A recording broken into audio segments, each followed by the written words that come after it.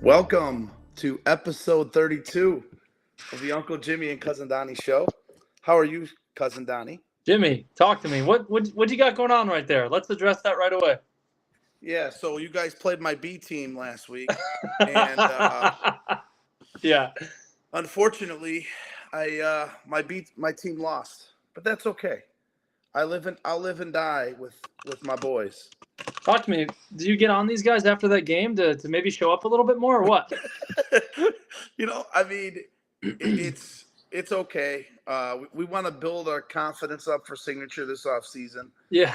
That's the total plan of Hex. Sure. And I feel that as time goes on, I mean, we will definitely, bring you guys to the promised land. So. Thanks. I appreciate and we need the confidence right now. We've got some new guys, a young team. Yeah. I want to say it's been fun so far. I think, we had a lot of guys there on Wednesday. We almost had the full squad. So, we're still missing a couple pieces, but the team hit the crap out of the ball Wednesday. Right. And I think that's the best part about Wednesdays, as we talked about. Let me just get the last text out. The best part about Wednesdays, I feel, is just that we get out there, we get swings, we have a good time. I mean, that's what this is about. You know what I mean? So, Donnie, I give back to you, my friend. Thank you. I appreciate it. Look at that. Jeff Badel says, looking good. I stayed up just to see that. So I'm glad. So I did tell the signature guys that this was happening. I told them, hey, just watch the show. Jimmy's got a surprise for us for the first 10 minutes. You're going to put something on your head. I do appreciate you sticking by your promise. That's nice of you. It was nice to get out there and play, and we appreciate you for having us out there, of course. And it's backfiring a little bit right now because you guys haven't beat us once, but I'm sure you guys will come around to get us a couple times. Yeah, no, for sure. I don't, absolutely. And I think it's all fun and games, right? I mean, that's, I think, the biggest part about it. And I know you guys are a bunch of good dudes. So, I have no problem doing what we do. And the next time we have a bet, I'm sure we're going to come on the board. So I know that all forward. If we lose and I have to do something, it's going to be way worse than anything that you've done. It's going to be way worse. You know what's funny? It's probably going to be like I don't know, shirt off. Tattoo. Neck. It'll be something. You know what I mean? Yeah. It'll be something embarrassing for sure. Like, this isn't that bad because you could just take it off. Right. I feel like mine's going to be permanent. Like we talked, Steve Messina gave us a story about the tattoos in Arizona. Yeah. Classic softball story, and that's gonna happen to me. Yeah, no, I completely get it. I understand it. So, how's your week going? Talk to me about those Packers on Sunday. I mean, they didn't give up. Well, I thought they dominated the game. I mean, it was absolutely incredible that they all played San Francisco for pretty much most of that game. Yep. Unfortunately, at the end, they kind of blew it. But, that fourth down that they did the quarterback sneak, I thought he got it. He didn't. That was a tough round on that play. They come out with no points. Obviously, Rich Rizzo, he was saying the kicker screwed him. Yeah, I get it. But it's, it really doesn't come down to that. I mean, it just comes down to the making plays, and they all played San Francisco 80% of that game. They did. And for the youngest team in the NFL, I'll take it. Absolutely. I think the future is absolutely bright. So you got nothing but better after this year. Like you said, young team, average age of 24. A lot of these guys first postseasons. I mean, the first round, Aaron Jones looked great. Right. It was really, really good. But, it's nice to see some different teams in the playoffs. We're so used to seeing, the Tom Brady's. I know the Chiefs are still around. But this year, it's nice to see the Lions. I think that's great. Right. I think the Lions are going to put up a good game against the 49ers. And then on the other side, it's going to be a bloodbath with the Chiefs and the Ravens. Who do you have in those two games? Um, the Ravens defense is really Really good. good. Really, really good. The Chiefs, I mean, you got Mahomes. It's hard to bet against Mahomes. Right. If I like to say it's going to be 49ers Chiefs just because Chiefs have been there, but this got to be Baltimore. I mean, it feels like a hardball year. They won, his brother won the national title. The John Harbaugh with Baltimore, maybe it'd be the first duel ever, brothers to win a Super Bowl and national title. Yep. In They the same, played against each other in the Super Bowl before when it was right. Ravens 49ers, which was really cool. Yeah. And the Lions are a great story. I mean, yeah, I like their coach a lot. $1,200 those tickets were going for. That's insane.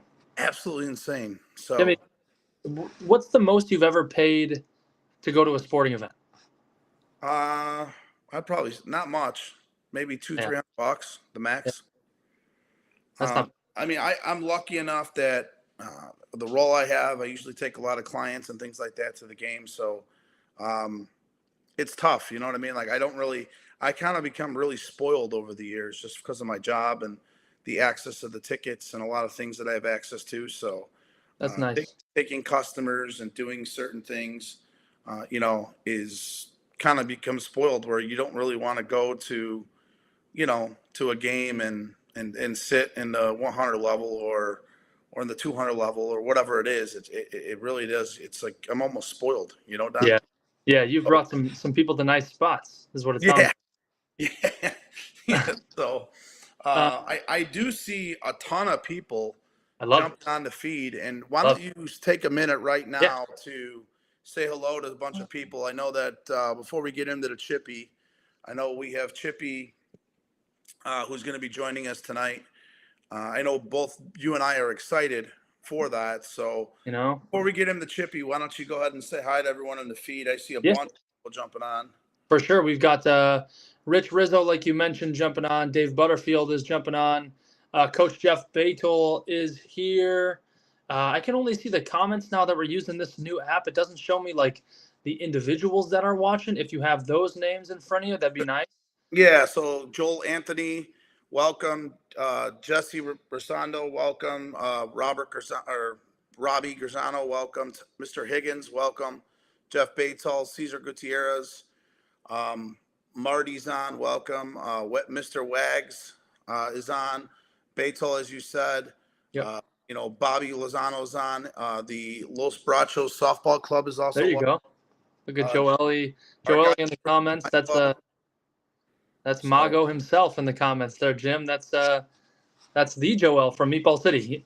Joel, why don't you put your last name on Facebook? Is that like I was curious about that. I've always wanted to ask you that, Joel.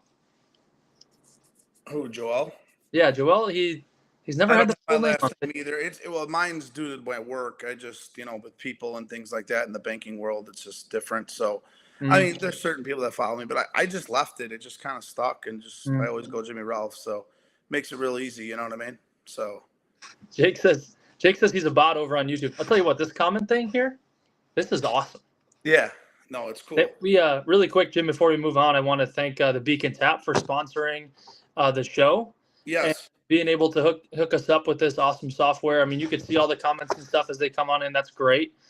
From other sites that we're streaming on too, because we've got YouTube comment that just came through from Jake, who's our second guest tonight, which is fantastic. Thank you guys for joining us tonight on this Tuesday. And you can see, if you're just jumping on the stream, Jimmy Moretti has a signature sign across his head because Signature was victorious again in our Series 7. So game 1 goes to Signature. Yeah. Game 2 will be the 31st. Yeah. I think we're going to live stream game 2. We'll get Adam out there. I know he needs to get some hours behind the camera. Yep. It allows him to also, get to know some of the players and things like that, like we talked about. But really quick, before we bring Chippy on, I wanted to say thank you to our boy, Nick Paul. Oh, yeah. He actually sent 3 different faux show hats to me in the mail. And there is the Mickey Mouse one that I was talking about on last week's show. that I think was awesome. So huge props to Faux Show, and it's an awesome opportunity for us to rock that on the show moving forward. So That's thank awesome. you, and I will definitely be rocking it come Yuma time when I see all the guys down there. So You got to bring me one of those hats on the 31st. I'll pay you for one of them. Those are really cool. I for sure will. He sent me 3 of them, so I'll definitely give you one. So that's awesome. Awesome. So as we move on to Chippy, Chippy obviously was a teammate of mine. We won Forest Park together. We've done a lot of tremendous things together. We've hung out. You know, Chippy's one of the all-time greats in regards to just his attitude, his demeanor, the way he is, and the way he makes people laugh. So, what about you, Donnie? You excited about bringing Chippy on? I love him. One of my most favorite guys in the game. To be honest Yeah. with you, I've known Chippy for a while. I know him as a great player and a good friend of mine, and been able to hang out with him, playing on a couple same teams as him in tournaments and co-ed. We go back to co-ed, so Yeah, very good friend and a good softball attitude. Kind of says whatever he wants. Yep. Unfortunately, I wasn't be able. I tried to download that YouTube thing, like I talked about. It wouldn't let me do it. So, but we're gonna go ahead and bring Chippy on. We can talk about that when he comes on. So Yeah, sounds good. I'm gonna go get him from the chat now. That sounds good to me, man. Bring him on. Look at that. Look how good this is. What's up, guys? How do I? Jimmy, you What's might have to going on? go. If you want, I can take the chat away for Yeah. now. Yeah, I'll read the comments as they come up. Yeah. So why don't we do that? Let me go ahead and get that away. Chippy, what's up, man? How you doing, Donnie? Good. I saw How's Jimmy the- had some excuses for the Packers already. So Hey, man, you know the Packers to me are true to my heart. So they remind me a lot of Hex. Yeah, you know, sometimes they do. You know what I mean? Can you fix this or what? I don't know. I'm trying. I don't know. It's not letting me do it right now. I don't Chippy, know. what did you? So you had off today, right? You're. Why don't you tell everybody before we kind of get into it what you're doing currently and what you've been up to? Yeah, definitely. So right now, obviously, Donnie, I'm a Chicago firefighter, so I've kind of been doing that a lot. Got some off days, so I don't work till Saturday. So on my off days, I'm kind of just working out, hanging out. But yeah, that's pretty much it. Just working out.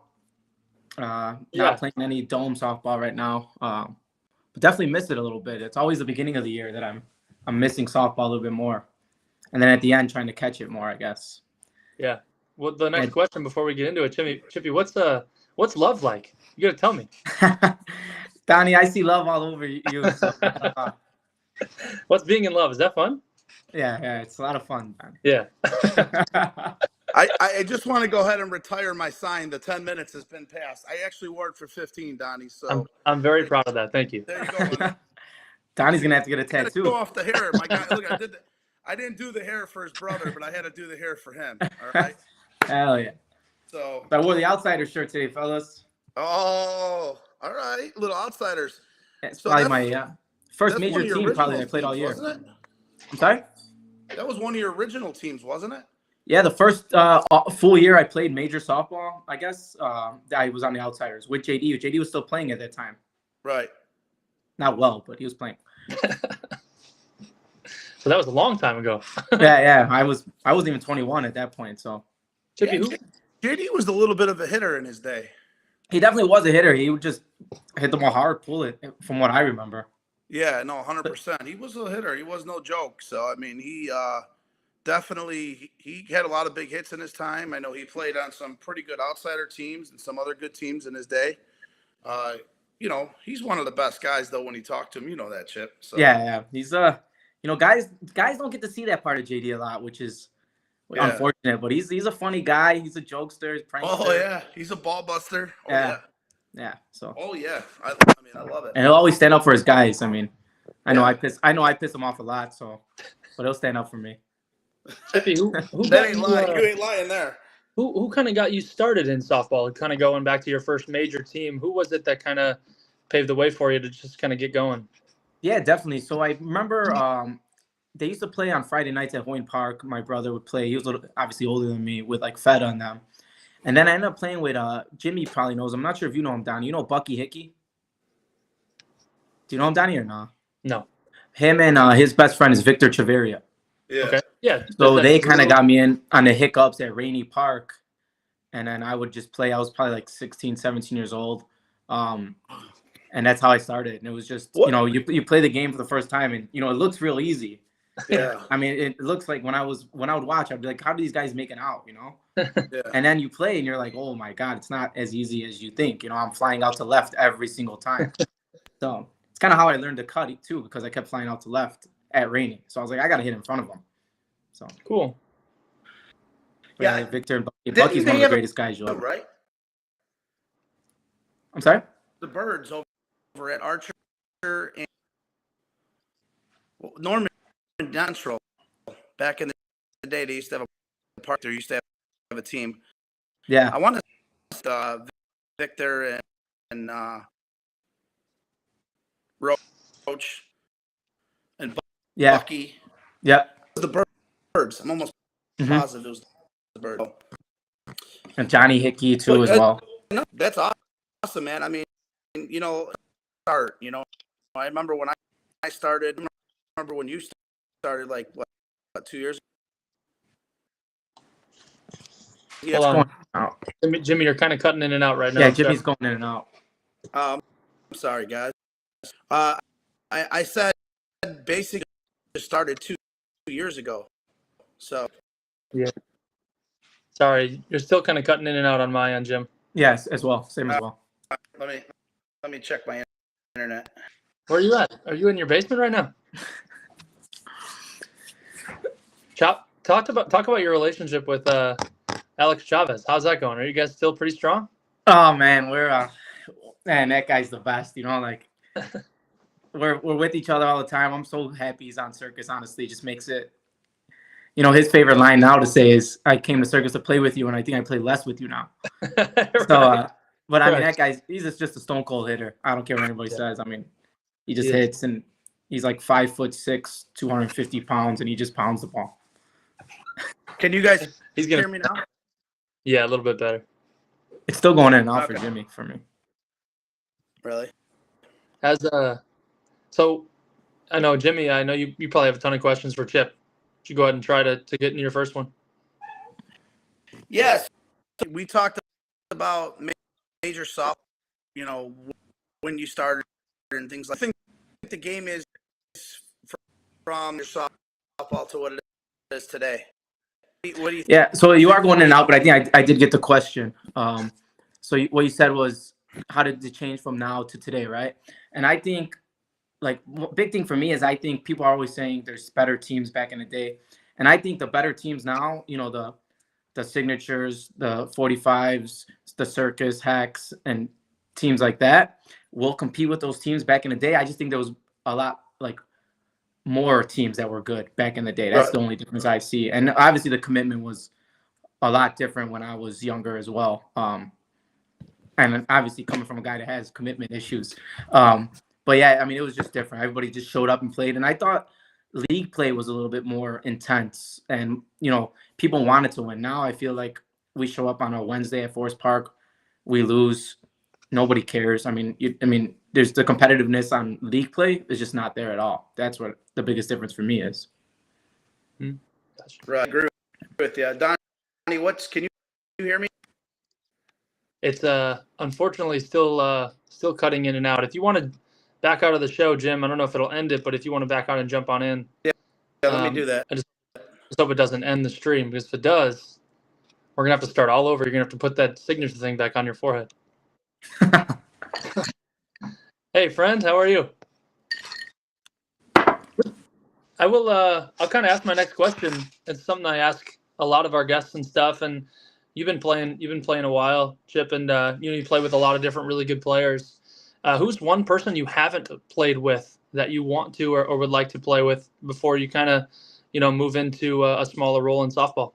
Yeah, definitely. I mean, right now, that's a tough question because I've honestly played when I play with the 45s, Windy City. I mean, all these great players, and a lot of times I enjoy playing with guys that are, I guess not great, but two players that are kind of like I really like watching them play right now is Iggy from Flash, and I hate Flash too.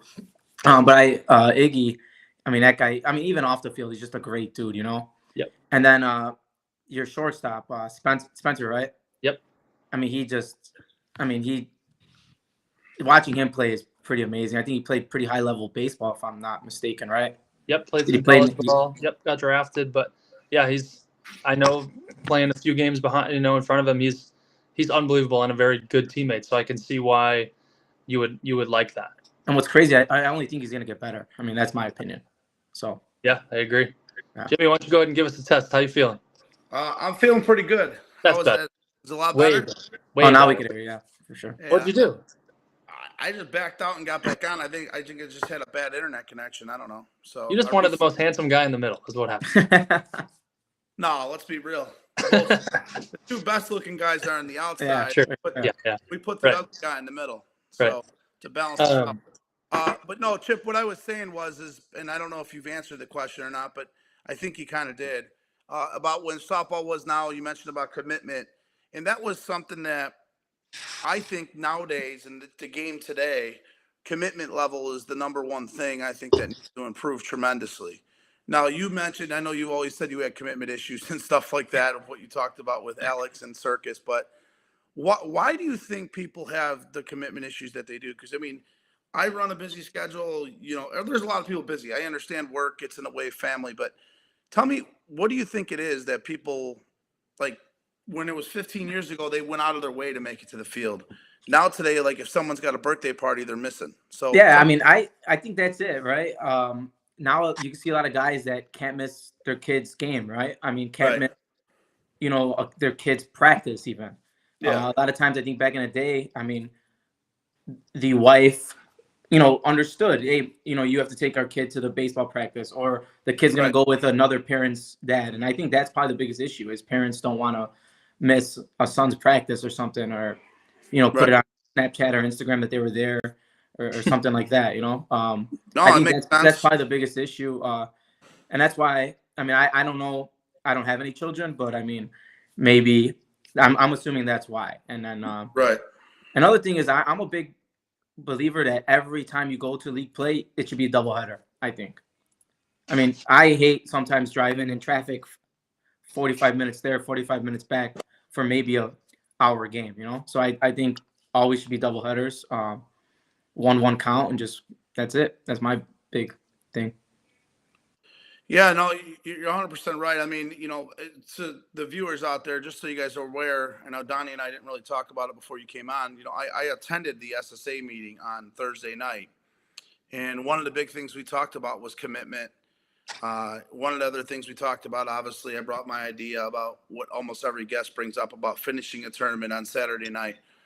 But the one thing I could say about the SSA is they're passionate about making softball better to an extent.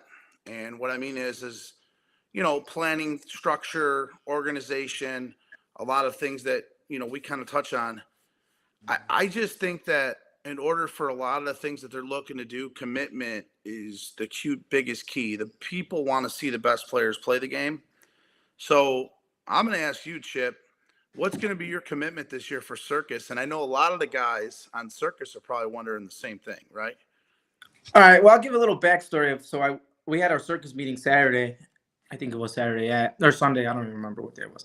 But Right. No, it was Saturday. And I went. And so I walk in, right? And I guess, they picked up Alonji and the left fielder Sherwin, right? Yeah. So the new left fielder, well, I don't know, whatever you want to call him, right? He's sitting on my brother's lap. He's rubbing Duff's head. He's buying Jack his beers. So that's what I'm competing with this year. So, Wow. But I mean, no, my commitment level was always, I mean, this year I want to be there more often. Yeah. I am getting older now that I don't care, man. If you put me on the bench, that's fine. Yeah. If you put me in infield, I mean, and no gloves this year against one of the Iowa teams, I played short center. So, I mean, Right. my ego's out the door now. I don't. Yeah. Well, and you got a girlfriend, man. Like, you got to show her who the man is. You know what Yeah, I mean? yeah. So I'm not letting this kid play left. I mean, Right, exactly. I mean, there's no way. Chip, let me ask you, what do you expect your role to be when you do show up? Since you've been on the team for a while and have won with the team, do you expect to show up and, like you said, you left your ego at the door, but you're still a competitor, right? What do you want when you get? I think that I mean, everybody on the team is pretty much lenient with, hey man, you're gonna sit this game, you're gonna sit this game. So I mean, my goal always is to play, right? Mhm. I want to play, and I think having these extra guys now is a little bit motivation for me. All right, now go out, hit me. Now go out, say outplay me in left. Now I'll go to center. Go ahead. I don't care. Just so that's my. It's a little. I mean, I'm never gonna wish for anybody on the team to do bad. Like even Yeah. Rojas, or I don't. I mean Rojas. I think in nationals he killed it. And he does well, and like I'm his biggest fan there. So Yeah. yeah. So we actually got a couple comments in the chat. So so the first one comes from your boy Steve Burke. He says Chip wakes up, he runs 6 miles naked, Yeah, yeah. puts Yeah. puts out the fire, brings Alex Chavez lunch before noon. #legend. That's kind of how my mornings go, honestly. And then your boy Alex Chavez says, "Wait a minute, he found commitment." Alex Chavez was not happy about me having a girlfriend. I'll tell you that. No, I bet not. He probably misses his buddy, dude. Is that getting between you guys? Is that going to be the demise of either a friendship or a relationship? I got Stevie Reyes for him, so that's a good. Your boy Stevie. I love Stevie. Nah, Stevie's awesome, man. Yeah. So we had a bunch of people. Donnie, before you get to your next question, we had Isaiah Rosendo, Steve Majerus, Joe Peterson, Jack Nicminashi. He's just said free beer tastes better. Brian Peterson, Randy Nelson, Tiffany, Brian Davis has joined. Danny Jackson joined. So we got a lot of people on the show right now. So hopefully, guys, if you guys want to make any comments, please throw them in the comment thing. We'll be able to see them. But my next question then for you, Chip, is you've played on some awesome teams. You've played on some incredible teams. Some I got to play with you on some of those teams. What is the best team you've played on, you feel? Because I know you played on the 45s for a couple of years. You've played on Windy City. You played on, OBI. You played on, multiple of teams. Can you name all the teams you've actually played on, before I get to that question? I mean, the big ones were Windy City, OBI, 45 Circus. I think Feta as well. Rats. Rats were a big one, and I think that's it. I mean, yeah. Well, outsiders. I committed to a lot of teams. So, I mean, a lot more teams. But Team Jagoff. I think the best team I've ever played on, and Duff would know this more, because he got our record, and it was a weird. I think we played over 100 games that summer, and we didn't lose. I think we were at one point we're like 85-9, and it was with Windy City, and we had I don't know if you remember Vince, short center, Drew, Joe Shodak. I'm trying to think Caputo when he could walk. Yeah. Zach when he was skinnier. I mean, just yeah. I mean, Zach was a nice player. Yeah, Zach was good. It was I ended up moving to left after Joe. I don't know if he quit or got hurt or something. And Zach was in center. I think Kenny Caselico was on that team. Right. But I think that team was the best team I played for. Yep. Obviously, Jim, the sweetest no glove victory had to be OBI. Yeah, and we believe it or not, we kind of limped into that tournament. Yeah. Like, I mean, a lot of Rats guys on that team. We were hurt. There was a lot of. I remember our outfield was kind of slim pickings in the outfield. Because Alex Smith was on our team that year too. He didn't play at all. He blew his ankle out. Remember at North South. Mm-hmm. And so we were kind of struggling. And Peters stepped up. He went out there, played tremendous defense. Kobe Fox did the same thing in center. Yourself included. I wanted to share the clip of our boy Robbie Garzano making the last out. But unfortunately, I don't know, for some reason it wouldn't let me download it onto this system because it was on YouTube. So maybe there's something to do with the copyrights or whatever it is. But yeah, but that the play before that, which people don't understand, and I brought this up I think when we talked yesterday, is the play that you made down the left field line that was incredible. It was like sliding catch. It was awesome because that guy is probably on second base, and now Garzano's not trying to hit a home run. He's going to cut the ball for a hit to tie the game. So, people don't look at it that way, but those plays is what changes the next people at bats, and it did. And obviously, Robbie tried to hit the ball 300 feet and right into Kobe Fox's arm, and then the rest was history. Into the greatest after party ever in probably Forest Park history. So it was awesome. Yeah, definitely. I mean, just that whole game was. I mean, J Rock walking the tying run in. I mean, we're all in the field like, oh, we're gonna. And if we would have lost that game, we would have lost the if game by 100. Probably because we would have Yeah. been so pissed. We had a Yeah. big lead in that game too. Yeah. So, but Donnie, go ahead with your question. Next question before That I was going to ask about. You said you're part of that No Glove Championship with OBI. You were also part of the double dip over the 45s when you were with Circus. How do those two championships kind of compare? I mean, they were both great. Obviously, like, I mean, OBI was nice because I think I contributed a little bit more, winning MVP. I struggled a little bit in the one we double dipped the 45s in, but it was also nice, winning with my brother, my cousin Joey, and just kind of like being my first year on the team, and kind of those guys seemed to enjoy it a lot. Duff probably wanted to, give Sel a little punch for saying we won it, and just double dipping a team in No Gloves. I mean, a team like the 45s. I mean, it's it's not done often. So no.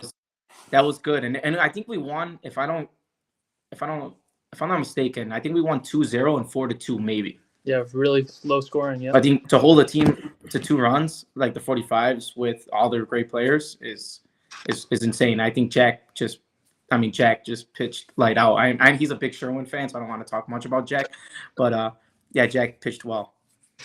That's funny. I'm just kidding.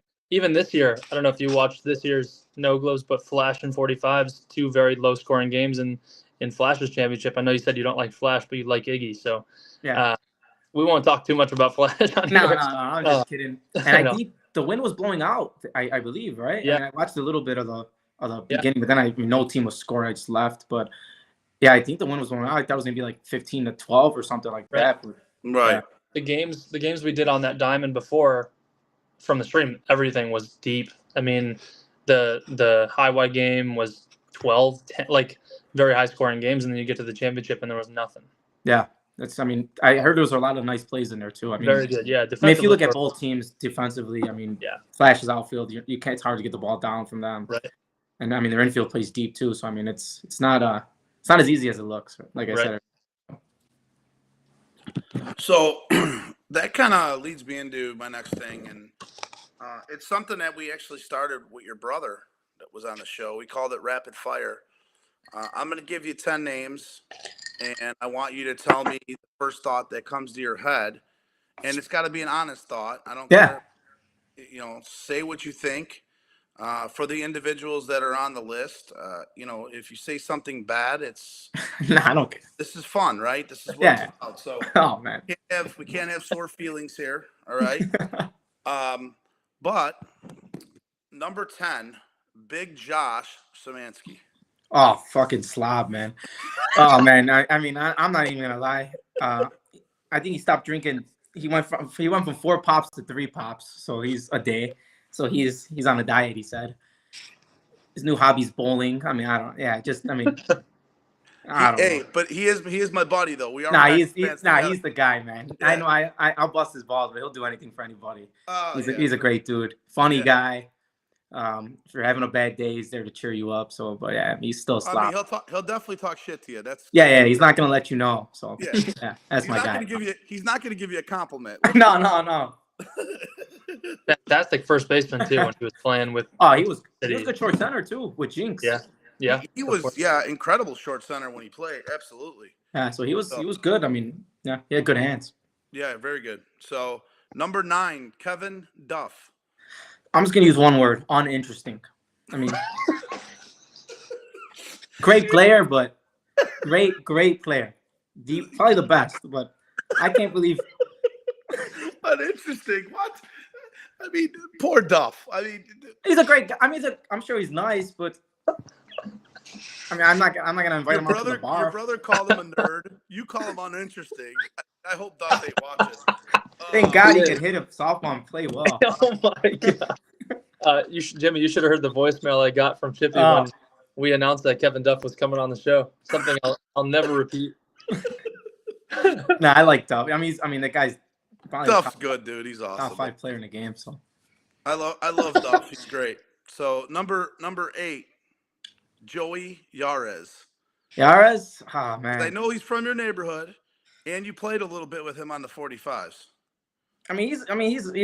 He's a good dude. I mean, he's one of the best, right? I mean, yeah. I mean, you tell me. It's just your rap. no, I I like Joey. I like Joey. I think he likes to rub people the wrong way a little bit, but it's all on purpose too. So, but Yeah. there's not many guys better than him. So No. he could hit. I mean, I think he honestly, I'm not even talking shit. He has like 8 fingers. Did you guys know that? Didn't he like blow? Yeah, I think something he had, like a that. firework or something. Yeah. So he has 8. I mean, guys can't play that well with 10 fingers, and he's doing it with 8. So Right. So number 7 is another teammate of the 45s, Nate Mercado. he's a softball nerd, but he's harmless, you know. Yeah, absolutely. Number 6, Izzy Sanchez. Since we're on the 45 train, I'm staying. I love Izzy. I'm a big fan of Izzy. I mean, I talked to Izzy.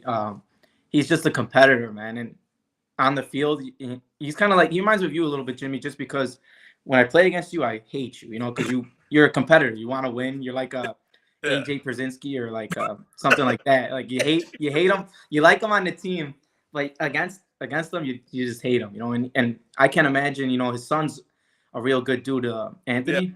Yeah. Mm-hmm. But on the field, like I can't imagine how their household was, you know, like playing ping pong in the basement. There'd probably be fights, and I mean, but yeah, he's at it. I think his daughters are real competitive. I mean, but he's an awesome man.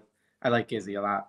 No, you can learn a lot from Izzy, and he taught me a lot to how to hit and what to look for and things like that. So, you know, I never really. I mean, I played with him in my younger days, like, you know, pickup tournaments here and there.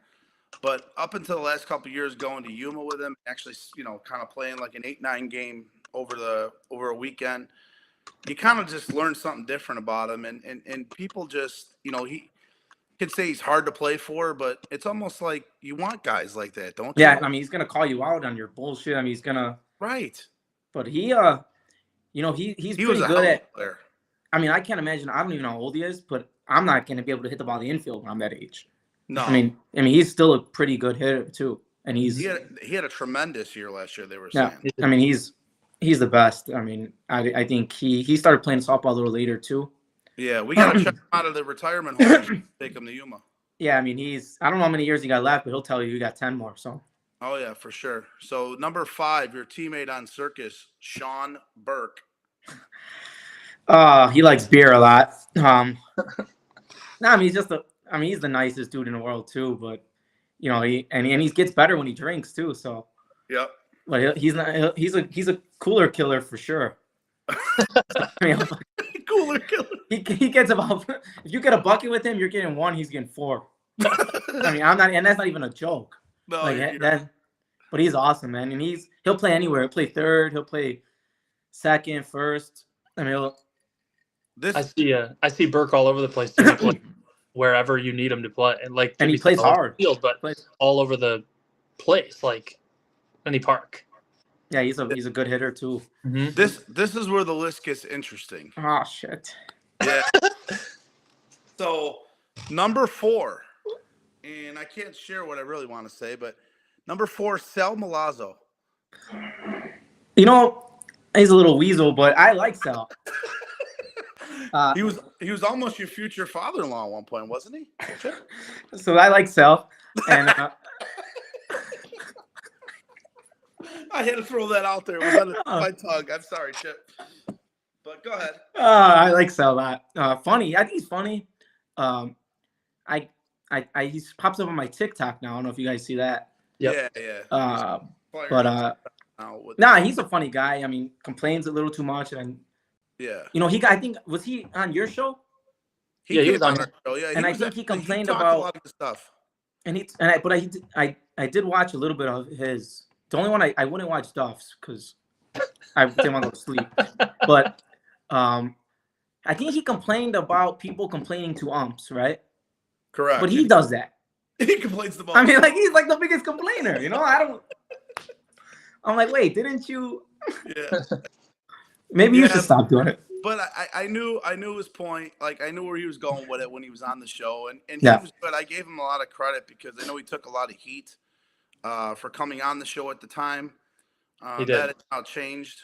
So hopefully, we will be able to have them back on again. I'd like to get some of the SSA board members, and I'd like to actually have a roundtable between the Hall of Fame, the SSA, and maybe even like an ASA guys, or just those in general. Yeah, and it's weird, man, to have any softball beef, right? I mean, it's an underhand sports. Everybody goes to after work, so I mean, it's Right. just kind of just weird, right? I don't think there's really any tension right now between the organizations. I think they've kind of settled it. Yeah. I think that's all behind us, which is a good thing.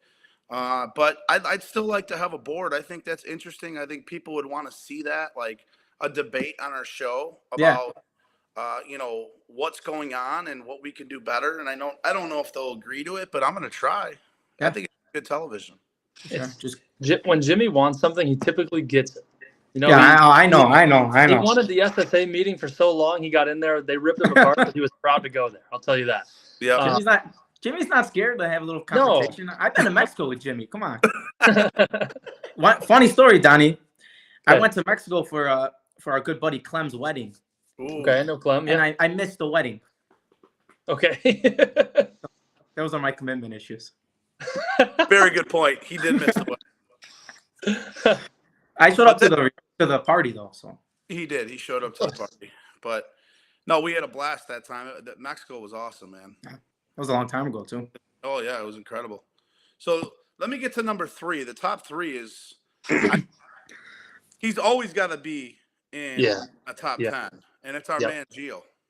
Gio. I mean, I stand by Gio what he did to Donnie, and we already talked about that. Right. Cut him off because he told Donnie not to do something, and Donnie did it, and he got fired.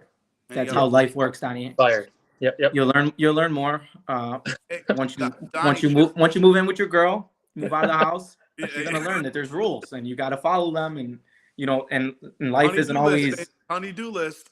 Yeah, you can't always just do what you want, Donnie. But no, Gio, I think he means well for the game. I mean, nobody's gonna do what he does, right? Nobody's gonna be out there. No, he was we played an overnight dome tournament. He was out there till 4 a.m. I'm not sure his issue with getting like a little butt hurt. That's kind of weird too, as well. Because I think Donnie was trying to help him. To be honest, I don't know. Like Donnie's trying to expose the game more too, and Donnie's young blood in the game. So.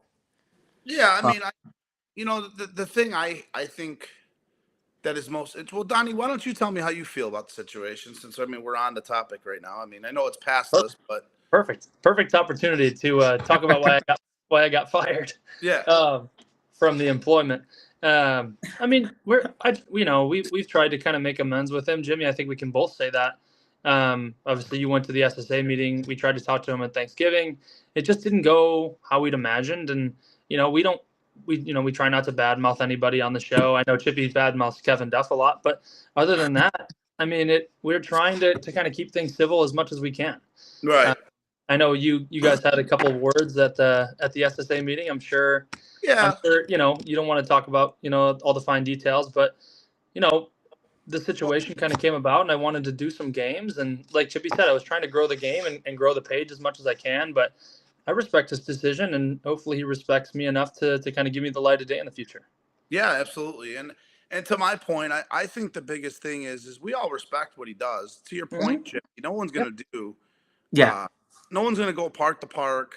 Mm-mm. And I always I told the SSA at the meeting, and I'll share a little. I told him he needs to get paid to do that stuff. When they raise money, he should be getting gas money. He shouldn't be doing all that for free. I mean, I respect for him doing it. It's for the love of the game. He loves to do it. I get it. I have no problems with him when it comes to that aspect of what he does. And I really don't have any problems with him in general. I just feel like there's certain things where it's almost like little kiddish sometimes, Yeah, like nobody's trying to steal your job. We're just trying to make it easier for you at the end of the day. But right. So I don't understand. It is what it is, and but we appreciate for what he does with that aspect, and then there's just other aspects I'd rather not discuss. So, number 2, Timmy Kornikowski. Oh man, he's another one. Brother ever.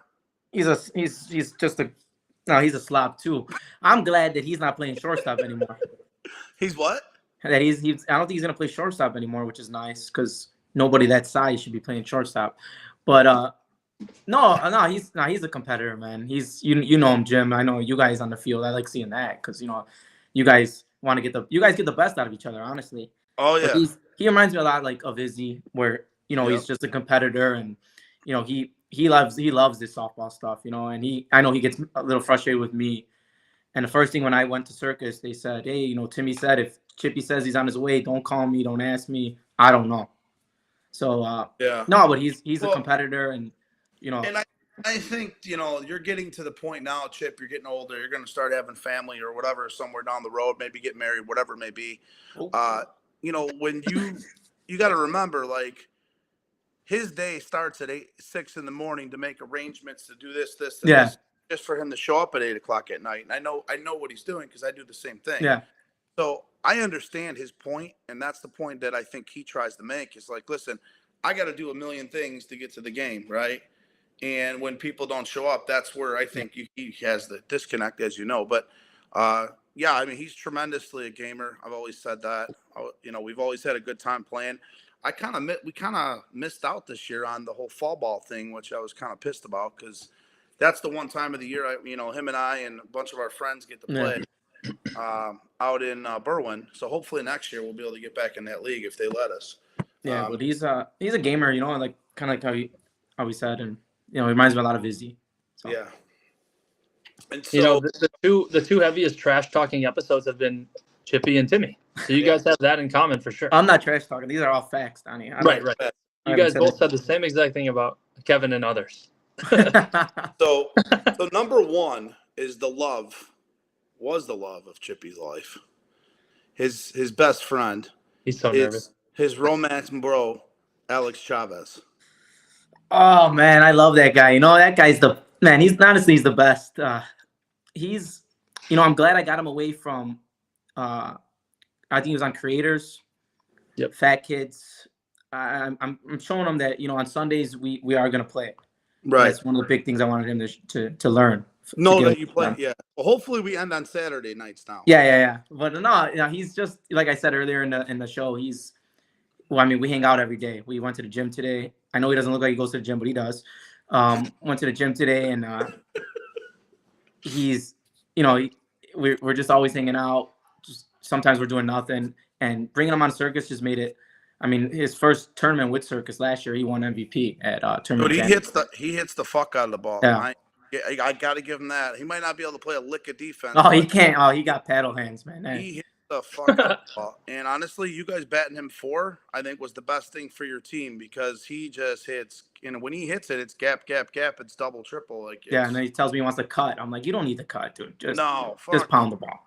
Exactly. So yeah, but no, that guy's awesome. I'm with him and Stevie Reyes all the time. So that ends my top 10 and my rapid fire. Donnie, before I get to my last question, do you have any other questions for our man Chip? Yeah, there's a lot of pretty hyped teams going into this year. With you being around as much as you can, you're talking about, some of the teams that, made it a long way in Forest Park, and you've won that tournament. What would you say to some of these teams that are kind of right on the cusp and looking forward to getting a No Glove championship from someone that's done it? I mean, honestly, I would just say stay together, right? It's not always going to happen. I mean, it took OBI a long time to win a championship. Even when we were with Windy City, I think we came in second 3 years.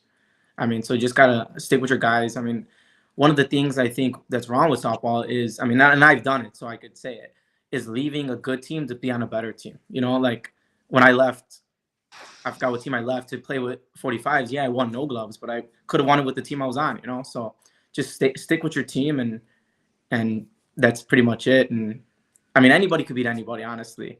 And that's what I like about it's underhand softball, right? Nobody really strikes out. No. So, I mean, just that's all. Yeah. So before I get to my question, we had your lover, Alex Chavez wants to know your top 5. We're going top 5 teams? Teams in softball. I think that's what he means. Yeah. Teams. Yeah, top 5 teams. I would probably have to go with.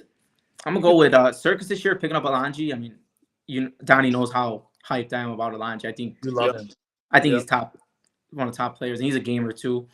Having him in the lineup, and I think Chad Hook back is real good for the team. So I think Circus, Flash, 45s, Signature, and maybe like BTA or something. BTA is pretty good. They play hard. I mean, they do really well in tournaments. Yeah. So I think that's my top 5. High Y too. High Y. Yeah, High Y. I mean, High Y actually. Yeah, High Y is. I don't know why I'm an idiot. I forgot about High Y. But the only thing High Y, once they win a no glove, I think that's what's gonna because I mean honestly, Jimmy, I don't know if you guys both agree that you guys could go 0-2 every tournament and win no gloves, and it's a successful year. Yeah. I mean, No, and everybody wants to win. take that. Everybody wants to win no gloves. That's all. That's the goal every year. 100%.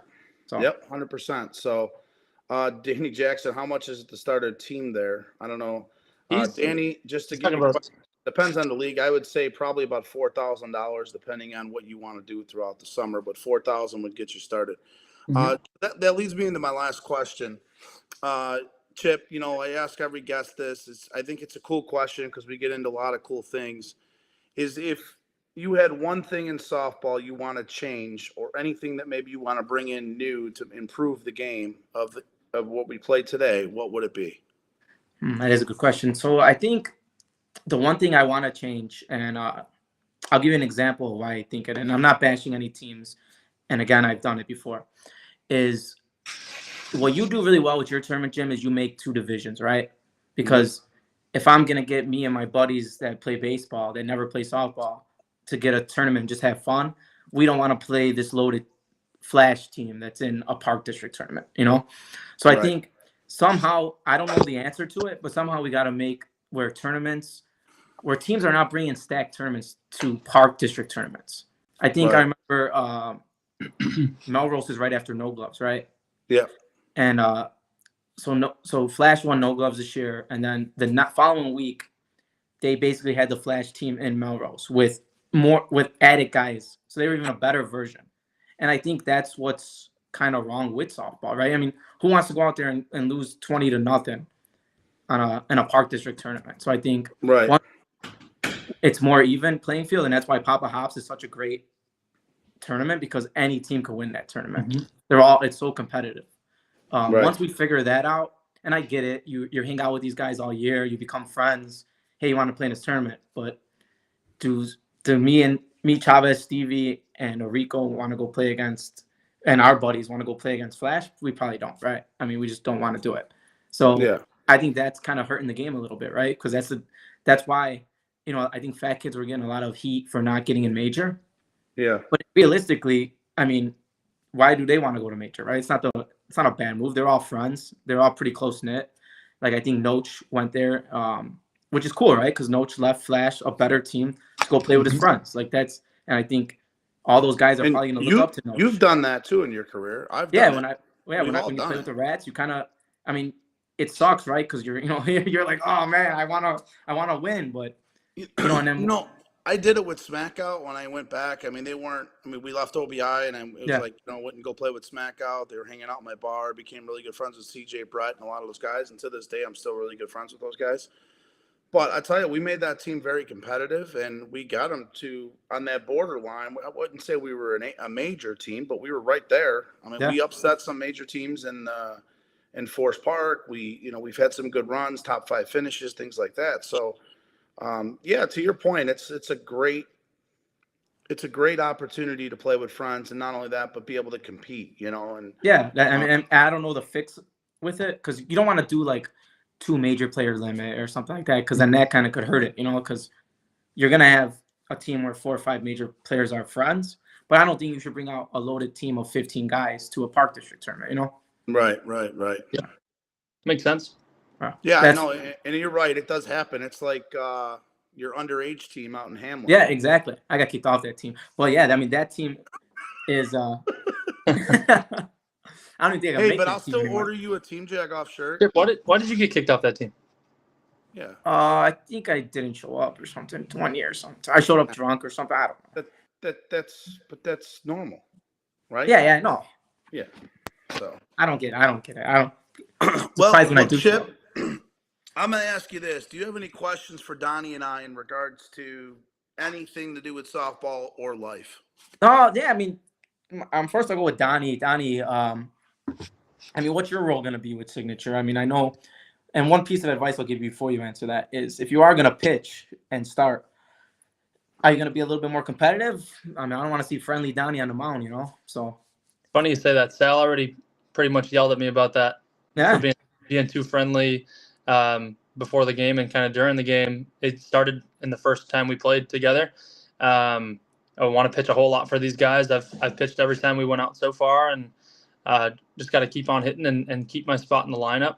I definitely want to be. I want to be the go-to guy on the mound. I know that we've got a couple really good pitchers with Q and Al, and I think our team's going to be really good. And if I can be a leader for that team, I'll be really happy about that. But you're absolutely right. That's really good advice, and that's something he told me right away. And Yeah. you know, you talked about Jimmy and Timmy, or Jimmy and Izzy. You hate playing against them because they're assholes during the game. Now I don't have many mean bones in the body, but I know that. if it means being out there and playing, if that's what it means, I mean I'll definitely have to do that. Yeah, definitely. And then, Jimmy, I'm going to go just rapid fire for you. Just one guy. I want to just know, playing with Battistoni. Come on, give me your. I mean, I know that guy. Like, I see him on Facebook a lot. I like Battistoni, but I see him on Facebook. You know, he's a little. He likes to debate. So come on, you guys got to get into it. I'll say this about Battistoni. He's a very. We've become very close in the last 2 to 3 years, preferably. He's a guy. He's one of the very few guys that I can call today if I'm stuck on the highway, and he would come get me. And there's a lot of hard people in life as you get older that you understand that people are not really your true friends. Yeah. You can literally call him a true friend, and that's honestly my opinion. When it comes to him on Facebook, yeah, he's a pot stirrer. He loves that shit. You know what I mean? He gets off on it, and I laugh and I giggle, and sometimes I get involved with him because I enjoy it too. So, but either way, he's a guy. I mean, I don't know, and I said this last year, and people got all over him. I don't know many guys that would run a major softball team, play the whole year, and then sit himself in Forest Park because he felt at that time he wasn't performing the way he should. To me, that's a guy that truly shows me he wants to win. And not only that, this year he's planning on taking a back seat to some of the guys on our team that have either are coming over or people that he feels that are better in certain positions. So he's a true team player, and I think a lot of people don't know that about Richie because they don't get a chance to play with him or see him. I mean, and he's a motherfucker. He'll tell you how it is, and sometimes I like it that way. I don't want to be sugarcoat. If I suck, tell me I suck, and he will. For sure. You know what I mean? And that's the good thing about him. And I honestly can say that's probably the best thing, and why I stay with Hex, honestly, because he's honest. We get along. I mean, but we have a good team. I just think this year I think is going to be a say all year for us. I think we have the talent to compete with a lot of people, and I like the fact that no one really puts us up near the top. Obviously, commitment is going to be key for us. If we get our guys out there, we're going to be tough to beat. So that's all I can say. And I think if we hit the way we can, I mean, people are going to have to score 12 runs to beat us. And I mean, that when he was telling me maybe a couple weeks ago, you guys middle of the lineup, I'm like, I mean, if you guys play some defense, I mean, it's going to be a tough team that's to beat. The key, right? So yeah, and we think honestly when our guys start showing up, I know they haven't really been, our attendance hasn't been great in the dome, but I mean, Signature beat you, so I mean, I know it's scrimmage stuff, but when you got Dave Bradle, no offense to Dave, but Dave, base, and Kyle's out there playing short center, which Kyle's been lights out, man. You should see Kyle. He's been tremendous. He's like 3 for 4, like big play. Like Kyle played really good. Dude, and he's our producer on the show, so I wanted to throw him a big shout out, my boy Kyle. You know what I'm saying? He hasn't talked to us in like 2 weeks. He's been one hell of a producer. We hadn't said anything. Trav is laughing that you said 12 runs, Jim. I think if we hit well, I think we could score 10 plus runs a game. So, I mean, there's no reason why we can't. We're going to be a pretty deep lineup with Holstein and Robbie and, Scahill and I mean, Smokey's so underrated. It's ridiculous. People don't realize how good he gets under my skin, but I mean, he is. I mean, I like him, but sometimes I'm just like, shut up. Yeah, I mean, He's a great dude, though. He's a good player. he wants to win when he's there, Yeah. and I think when you put him with better guys, it's a different smoke. You know what I mean? So, Yeah. and then we got Eric. But Eric's on our team, and I think he's going to help tremendously offensively. So, Yeah. Defensively, we'll see. But Jack Doss, what I've seen him play defensively, he's been good. So I think we'll be okay. I really Yeah. do. There's going to be some growing pains early on, but I'm willing to take that and have a shot to see what we can do next year. So, For sure. I'm excited. Excited for the year. but good question, Chip. Appreciate it. Thanks, buddy, for coming on the show today. We appreciate you very much, man. No problem, man. Have a good one. Stay safe. Spread the word, Chip. Love you, man. You stay safe. All right, buddy. Don't. So how we doing? We're doing all right, man. People doubted we were. I know it ran a little long. That's okay. He was great. People doubted we were ever going to get Chippy on the show. Yeah, that is a very good point. But we got him, and we got him for a full hour, and he was fantastic. Yep.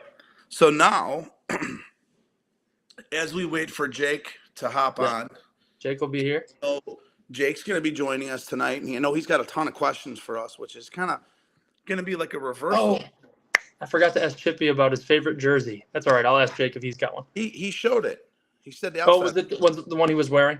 Yeah. It was okay. Cool. All right. Yeah. So he said that was his jersey that he had to bring on. So, perfect. So that was good. And that's okay. Tonight's show might be a little longer than normal, but that's okay. Last week's show, yeah, he was a good guest. We went through a lot of stuff. Before we bring Jake on, what did you think about what Chippy said about commitment? Because coming from a guy like him, who, if you bring up Chippy, you say, yeah, if you can get him there, that's usually the first thing. Isn't it amazing to me that he says something like that? He could see it, and that's the true thing about what we say all the time. So what do you think about that? Chippy knows what it takes to win, right? He's won No Gloves. He's won every damn tournament out there. He knows what it takes to be successful as a team and as a player. And if he's saying something, it's for the right reason, right? He said it to me about being a competitor, not being friendly when I'm playing. He said that to me before, and I just don't have that. But I always take what he says very seriously in terms of softball. I know he's kind of goofy, and he's funny and acts out sometimes. But when he talks about softball, people listen and absolutely should, right? So when he's talking about commitment, it's because he knows what it takes to win. That's my biggest takeaway from that.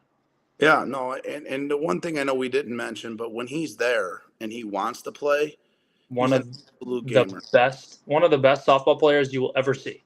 When he wants to play, yep, gamer. That's what I'll say. People say he's the best 16-inch softball player they've ever seen. And he shocks the hell out of you because, like someone said in the chat, he's not the tallest guy. He's pretty strong. But, man, he can put it anywhere on the field, cuts it, flips it. I've seen Chippy do things that you won't see anybody else do. You're 100% right. So, all right, well. Bring on Mr. McGarris. On to our next guest. This one should be entertaining. Yes. So, just for the people that are watching, Jake is a gentleman who played, I believe, at all levels of softball. Yeah. And over the last couple of years, he's been on the Meatball City team. Yep. I know Jake played a couple of years ago. Yep.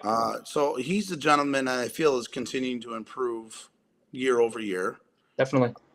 He has been a part of every level, as I mentioned. So that could be a question that I want to ask him is, as he continued to grow as a player, where's the difference, right? Where has he made the disconnect? So that's one thing that I actually want to ask him about because B level, A level, major level, and Meatballs, I would say, is right on that borderline, right? Mm-hmm. They're anywhere between 12 and 8. Between 8 to 12 on any given. So let me go ahead and get him on. Jake has played. I played with Jake. I play with Jake still twice a week. You can see the hat he's wearing right now is our Italian connection team, and we play together. Way too much softball with you, Donnie. Yeah, 5 a week. Yeah, true. It used to be way more. So did you happen to bring your favorite softball jersey or team? It's working out, kind of, but so it's Lana, but you got to read it backwards. I understand. You used to play us at Genera. Gennaro. Okay. So where does that come from? Honestly, it was a Robert Frampton throwback Robbie. One day he's like, I want to do Lana. I'm like, what the fuck are you talking about? He's like, but we read it backwards and we put a question mark and say anal backwards when everyone looks at us. So I'm like, that's cool, let's do it. So I would always wear the shirt and people would be like, what's Flana? Because the question mark kind of looked like an S. So we kind of looked like idiots for a while. Then we went no question mark. But I get it. I'll wear it to like the grocery store or like the bar, and people are like, oh, what's Lana? And I got to make up, oh, it's our guy who runs the team, daughter's name. Yeah. So That's awesome. That's awesome. So we appreciate you joining us tonight. I think for many people that don't know who you are, you played for the Meatball City team. You've played for Shooters. You've played for some teams, and that leads me into my first question. I think someone like you who has committed themselves to become a better player over time, started at some of the lower level teams, worked their way up, watched your father play for some good teams back in the day. What do you feel like? What is the big difference between the B and kind of like that borderline major where Meatball's at now? honestly, it's just I think it's a consistency, and I think defensively. I mean, you look at the jump from B to A, and some of these B teams can't even field a ground ball or a pop up. You go to the A, they're going to kick the ball around a little bit. And like you mentioned, like, hey, you think you put an A team with gloves against like a major team a little more competitive. But I think defensively, with the consistency of making every single routine play or some of the highlight plays too, I think that's a big difference. And then offensively, you just got to be a smart hitter. You just got to be stupid. You'll see a lot of these guys just come up do absolute god awful swing trying to do something they can't do, like hit a homer or something like that. So I think consistency is kind of the big thing for that big jump, from either of these leagues. Yeah. Yeah, no, that makes sense. That's defensively is where you do see it. And here's the thing I said. If a B team were to get into a major tournament, they should be allowed to play with gloves. What do you think about that? Would you think that'd be interesting? I'm all for that because if you look at the major level, the major nationals with the glove, it's kind of a free for all. You've seen a lot of different teams win it just because that glove aspect's involved. Yeah. And obviously, we don't play with the gloves that much. We play 2 tournaments a year, so Yeah. I think it's a big difference in terms of evening the playing field.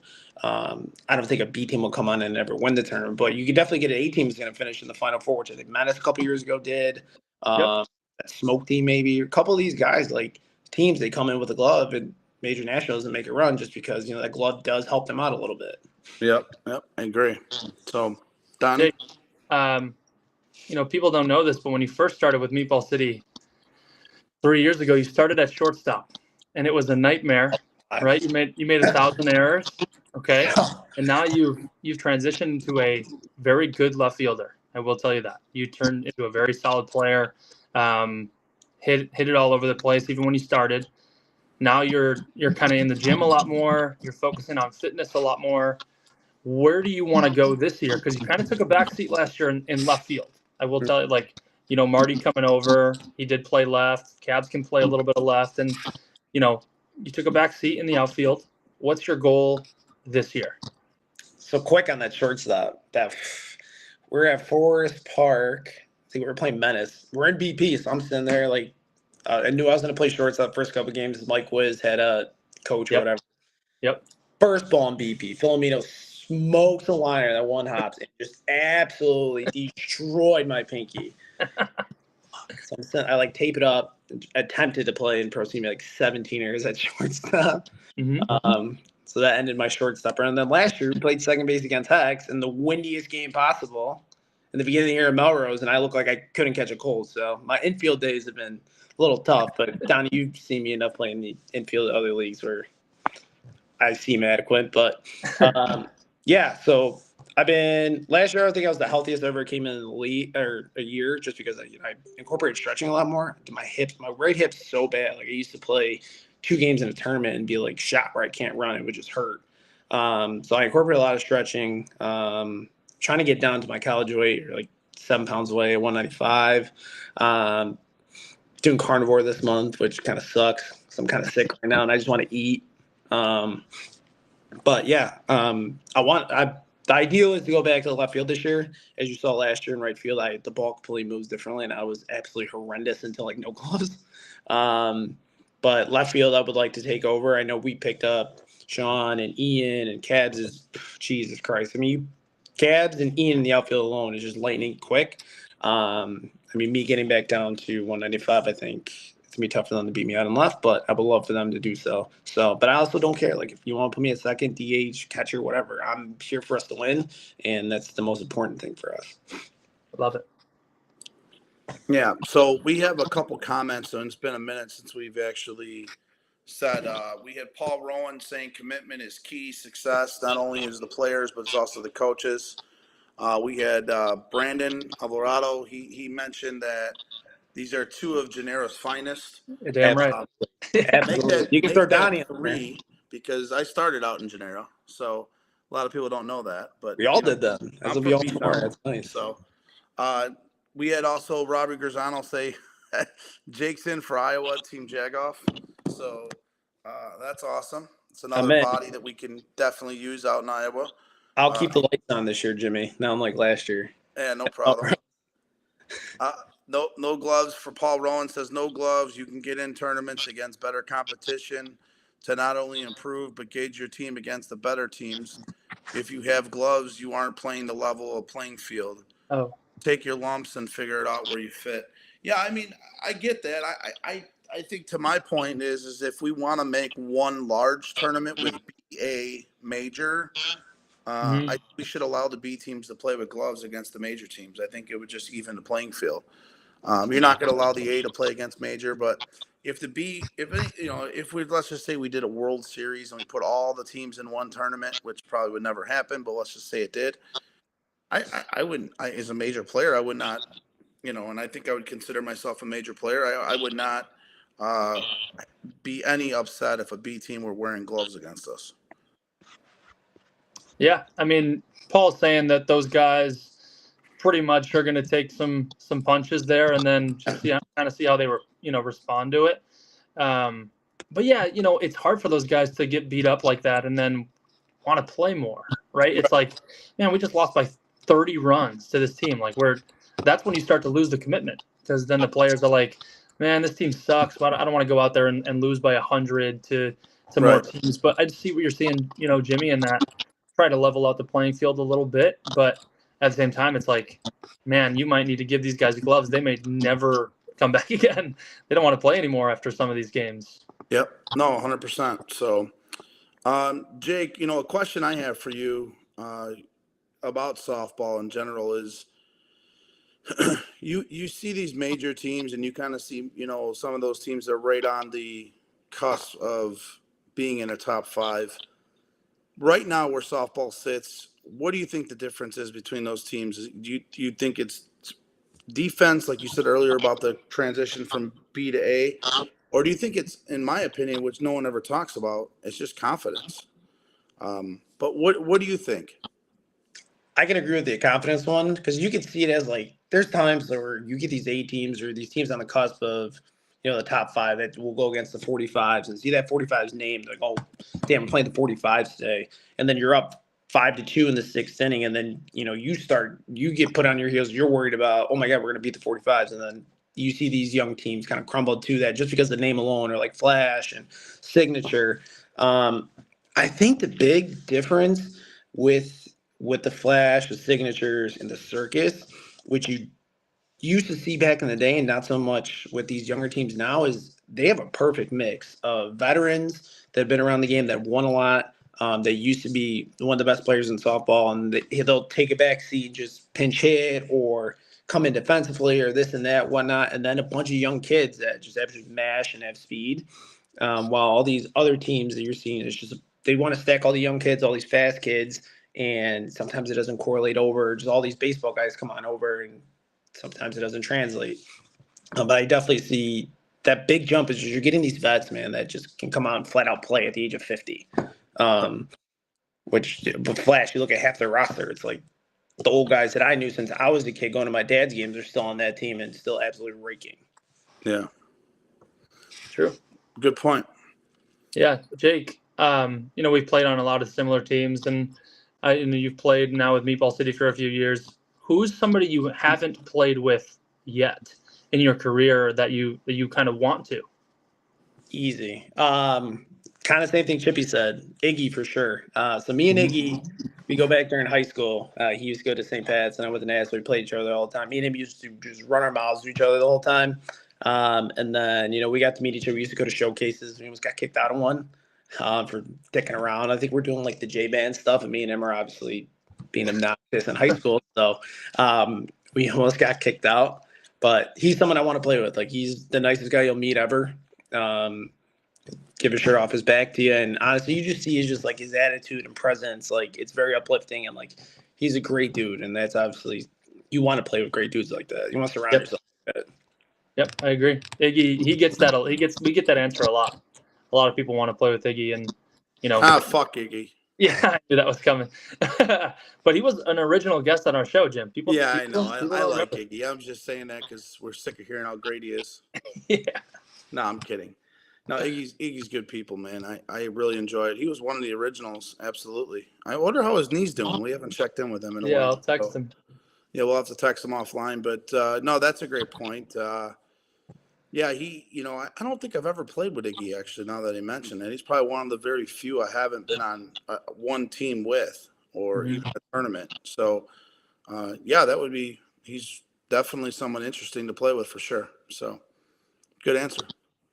It is. I have a question for you before I get to my final question, before we turn it over to you. Jake, we talked about the top 5 teams in softball earlier with Chippy. Tell me what your top 5 is right now in major softball.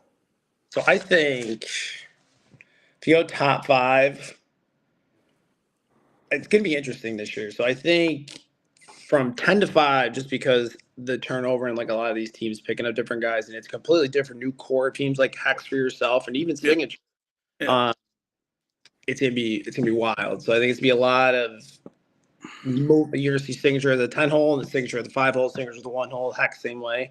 If we're gonna go honest, I think it's got to be. I think Flash is up top. Well, we wouldn't want you to lie. Yeah, please don't. Well, Meatball City's 1. I obviously was gonna put it, but for the integrity of this in the A-League.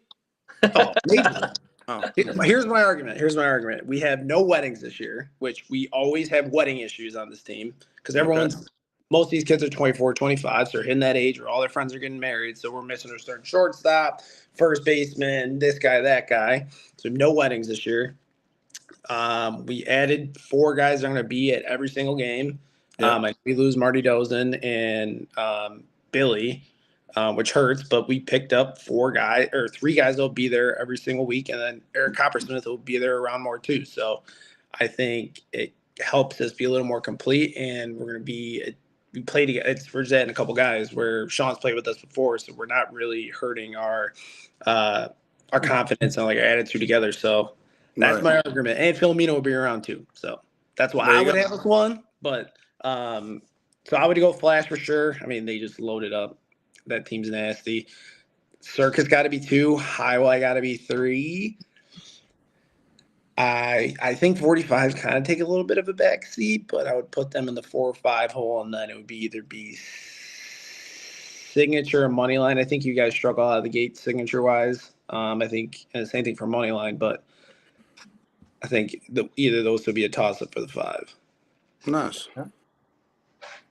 You're getting that Signature team getting a lot of praise, boy. I love it.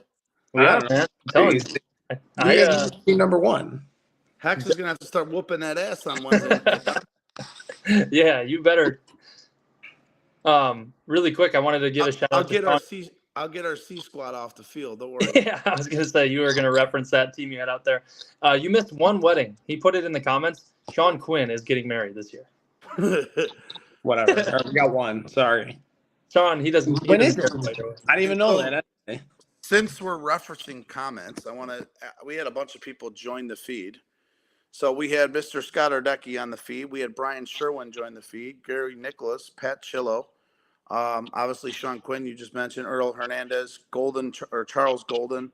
And then our boy, Will Russ. Will Russ. Nice. Listen, Jimmy, fun fact.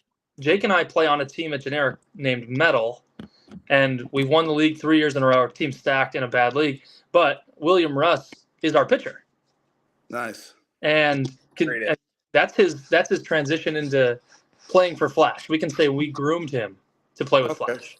Well, this term was used earlier on the show. It's called a cooler killer. That is William Russ. 100%. So we also had Brady Fisher, Mr. 3-0 himself from Iowa, join the feed as well. So welcome, guys, to the Uncle Jimmy, Cousin Donnie show. Our guest here right now, as we're talking to, is Jake Majerus. He plays for the Meatball City team here. A lot of cool things actually going on for Meatball City. They got a big shout out from our boy from the Arizona Diamondbacks. I saw the video that was posted on the Hall of Fame page. So that was awesome. We also reached out to him to hopefully join our show in the future. We'll see if that ever happens.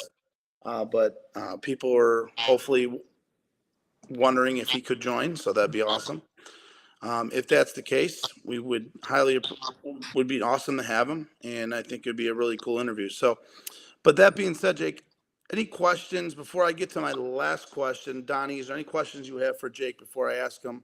Before we turn the floor over to him, because I know he's got a list of Jake, questions. yeah, he sent us a laundry list of stuff he wants to ask. You're gonna get grilled, so someone's got to do it. Yeah, and so we're just going to call the last question the Beacon Tap question, since they're the sponsor of the show. So the Beacon Tap question is basically, if there's one thing in softball you want to change or something you want to bring new to the game to improve softball as a whole, what would that be? I got a couple of things for it.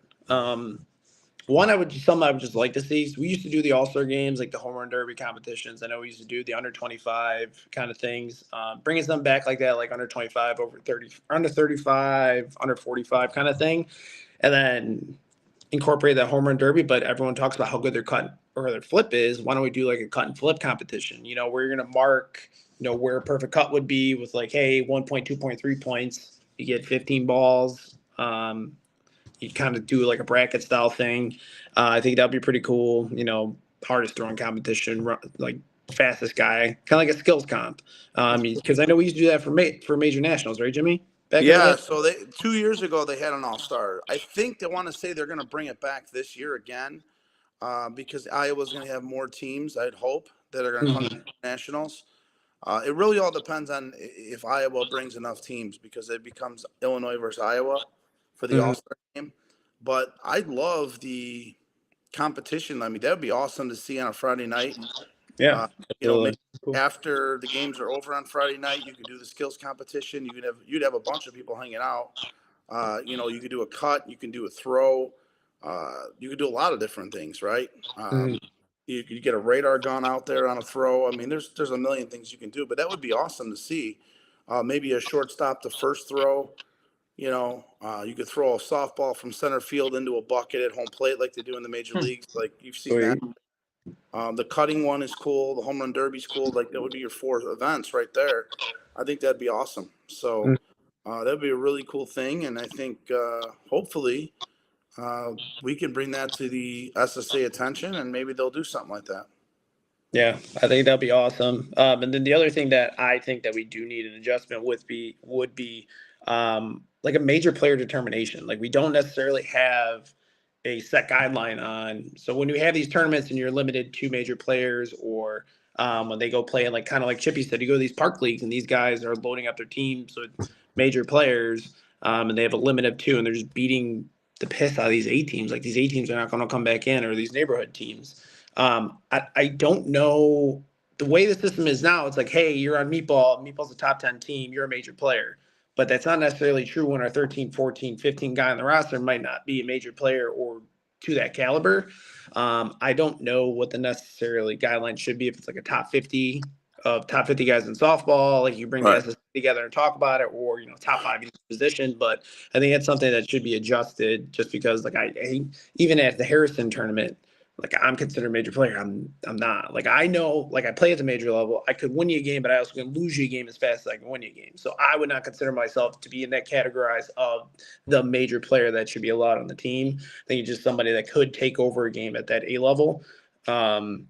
But I think that's something that definitely need to kind of tweak or, have just like a set guideline on what it is. Yeah, it made me think a lot when you mentioned this right now. It's almost like you can have a top 100 list, right? Because you have the top 10 teams, and honestly, after those top 10 teams, it really falls off a cliff to the point of, I'm saying like major, right? I mean, then you have that mid major, as I call it, and then you have the A. Those mid majors can beat any major team. We get it.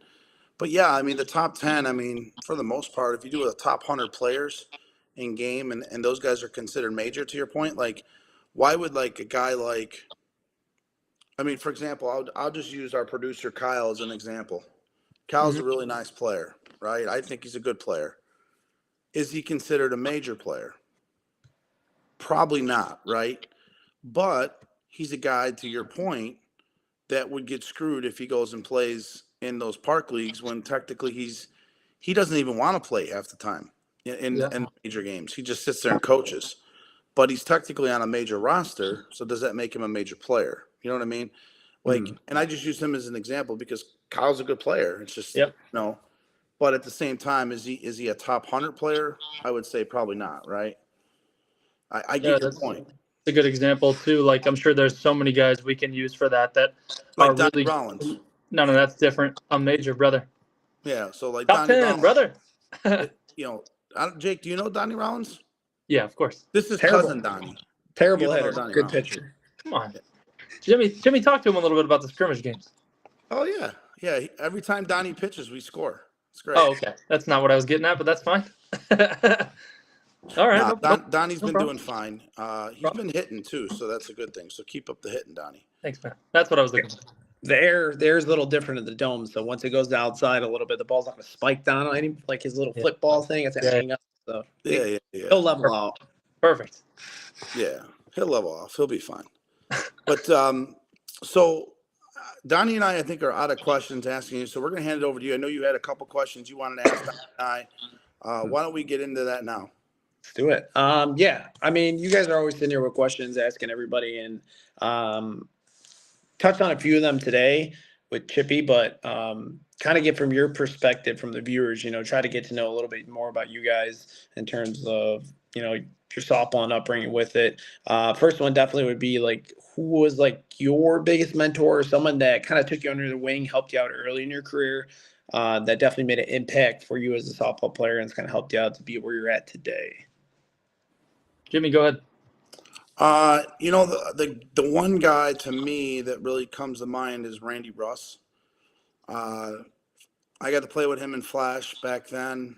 He taught me pretty much how to cut within an hour on the field, just to kind of certain little tricks here and there. And I was young then, right? And he was a guy that I felt he was a premier player. He was a very good teammate, but he was a motherfucker. If the thing is that he was a motherfucker on the field, and I meant like in a good way. Like he wanted to win more than anybody else, and he was a competitor. So if I had to say anyone, I would definitely say Randy for me, because of the fact that he was not a guy that had a ton of power, but he had power when he needed it, and that's kind of how I kind of feel like if you cheat me, you know what I mean, I can go to gap on you, and then if you don't, I'm gonna cut it in front of you. And that was a lot of what Randy did when he was younger, So I've taken some of that cut ball and some of those things from him, and you live and you learn as you go on, and it's something that was kind of somebody that when I started out, he was the guy, and his brother Bobby, Anthony Tyler. We had a lot of good players, Nicky Marchese. I was fortunate enough to get to play with a lot of those guys, Ralphie Lawrence, so it was awesome. Lococo. I can go on and on for days with that team. Johnny West. A lot of those guys that were on that team, Wes Meyer. It was just Max. So it's crazy to see how it was then to what it is now. Man, for me, I really learned to love the game through my dad. Just watching him play when I was really little, and then being able to play on the same team with him and learning those kinds of things. Like, what to do in certain situations and how to, pitch almost. And I never realized how good he was until I started pitching a little bit more and how dangerous the kid was with a mat. Jake, you probably know that. You played against him quite a bit. He was insane. Your dad was nasty. He would throw a probably illegal, but not illegal at Genera. Very Just illegal. back mat dotted. Yeah, man. I'm kind of bummed he never really played at like the major level, but he played his A tournaments. He played the major tournaments once in a while, but that's who I learned the game from, and that's who motivates me to still play. So that's a good question, Jake. I appreciate that. Yep. And I kind of piggyback on that. Donnie, I'm assuming yours will be pitching. Correct me if I'm wrong, but and then curious to see what Jimmy is like. What part of your game helped you push you to the next level, or what's something that you learned that just made softball click? Everyone has this moment where like the light bulb goes off. You're like, oh my God, this game's this easy. What the hell I've been doing for this long? What's the skill set that kind of got you, or cut ball or flip, or what was it to push you over to put you to the next level? I'll take this one first, Jim. I know I haven't been playing for, at the major level for a long time, or, this is my first year on considered a major team, but like knowing all the players, I think I have a good recognition for a lot of guys out there. I know almost everybody. I watch a lot of softball. I obviously do play-by-play for all these guys, and I think teams can trust that I'm giving them the right information. I know, Jake, when we play together, you play left field for me, and we're pretty much spot on with who we think is going to cut the ball. And I think guys respect that and kind of understand, like, oh, Donnie knows these guys. I don't know how he knows everybody out there, and then obviously pitching and being able to pitch them the right stuff. And I'm still working on that, but you're absolutely right. For me, I would say it's more pitch selection. I feel when I was younger, I would swing at bad pitches. I felt like I was a good hitter. I just felt like I wasn't experienced enough. And as you get older, I feel like you learn what you can do. And maybe it comes from repetition. I don't know. But I feel like pitch selection is key. And I think a lot of people in softball swing at shit. And that's why they make outs. And, when you swing at good pitches, your odds of getting hits are a lot better. So, and it's to the point where, where the pitches is in or out, or depending on, it sounds crazy. I know it's underhand, but it does make a difference. And it really, to me, when I was able to really kind of, really figure that part out, that's when I felt like I took the next step offensively. And I felt like I was always a good hitter, but like when you figure that out, you feel like you're a much better hitter. And that it comes with confidence, and I think that's why, for me, that was a difference maker. And I played shortstop most of my life. I played infield, third base, shortstop, things like that. I mean, to me, defensively was always, I felt like I was average or above average, whatever you want to say. But offensively, I think that's, to me, was the difference maker. I can agree with that, because I know I catch myself doing the same thing all the time. I'll sit there, like back on my Wallace days, I'm like, all right, I'm going to go to the right side here. Then I'll see a pitch I can pull and completely throw out the plan, try to pop up to the shortstop. So I can 100% agree with that.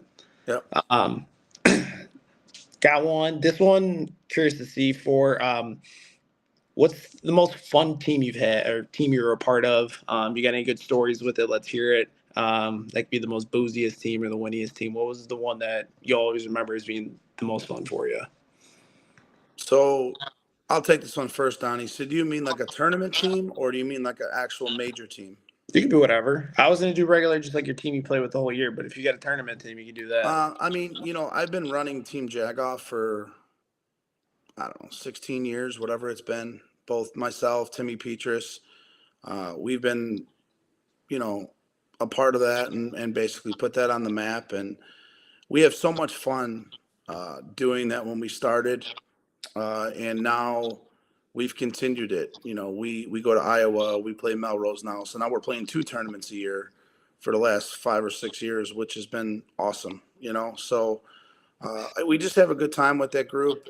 Yeah, we want to win. We're competitive, but at the same time, it's about playing with some of our friends. We might not have the best major team. We might not have, the best team on paper per se, but we're always right there. We've won some tournaments. We're always right there in the final 2 or 3 in every tournament we play. And honestly, by the time the tournament ends, most of us are half in the bag. But You're that one.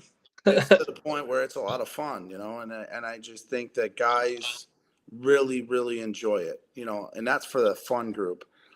For major softball, I would probably say, I mean, my Hex team now is fun, but I would probably say, I'm not going to include them in the group because I feel like this year's team is going to be a completely different team of what we had. I would probably say OBI. We had a bunch of friends, true friends then, and we were probably one of the best teams in softball. And I think if we still kept that team together today, we would still be probably one of the best teams in softball. I mean, our team was stacked. Mm-hmm. That's So good. Yeah.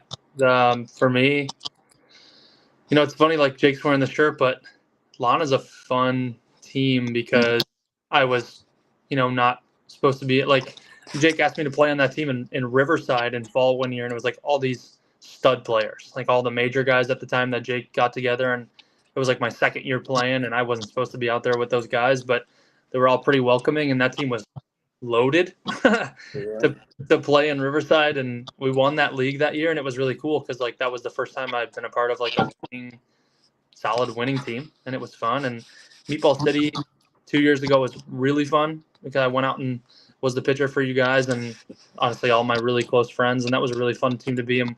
Thought we had a pretty good year. Made no gloves and without a play-in, but that was a fun team. Iron last year was great too, just a bunch of really cool guys. So Lana was an honor to be with, Jake, and now I still play with those guys, and I appreciate you for that. Wow, no medal shout out. I'm shocked. Your brother's gonna be pissed. Hope he's not watching this. My brother's gonna be mad about that. I didn't even think about medal. You're right. Medal is the best, but it's stressful because we run the team and we got 8 guys at game time every week, and my brother scrambling for guys, and we are we're fighting over who's gonna play where. But it's a fun team. We do have a lot of fun on that team. Well, the problem is with that team is you got me, you, Sean, Lopez, Dave, Declan, Dave, all at the bar that's down the street till 6:40, and then we got to race to the park, and your brother's having a panic attack on the field. That's true. All right, this one we can get a little controversial if you want. You can give me one or two most underrated players. This guy's got like a novel for us. I know. He came fully loaded, man, prepared. I love this guy. Yeah. Whole little note thing. I had to take my Adderall today, so there's no way I was going to remember any. We can do one or two most underrated player, and if you want to get a little spicy, we can do most overrated player.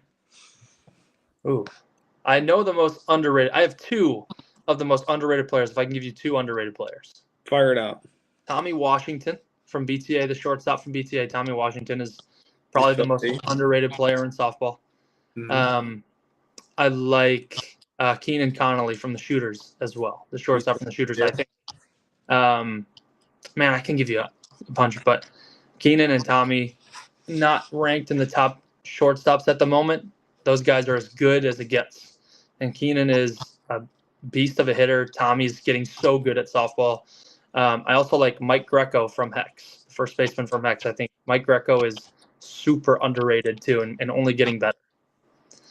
Let me think about the overrated one, Jim. I know you've got some people you're thinking of. Go ahead. Jimmy's only going to give us overrated. Yeah. No, I mean Nate Mercado. No, I'm just kidding. No, underrated. I agree with Donnie. He took the words right out of my mouth. I think I get a chance to play with him. I think he's only getting better. That's Mike Greco. I mean, he last year really took a huge step forward. I hope this year he takes another huge step forward and becomes one of the, becomes a legit major player. And if we see that, I would love it, right? The one guy that I think is very underrated and is the number one guy that comes to mind, and every single year I feel that team tries to not necessarily replace him, but they make it very difficult for him to get in the lineup. And that's Mikey Myers from Flash. Yeah, 100%. He is the guy to me that makes that team go. And to me, he's the guy that he's willing to play second. He's willing to play short. He's willing to play third. He goes out in the outfield.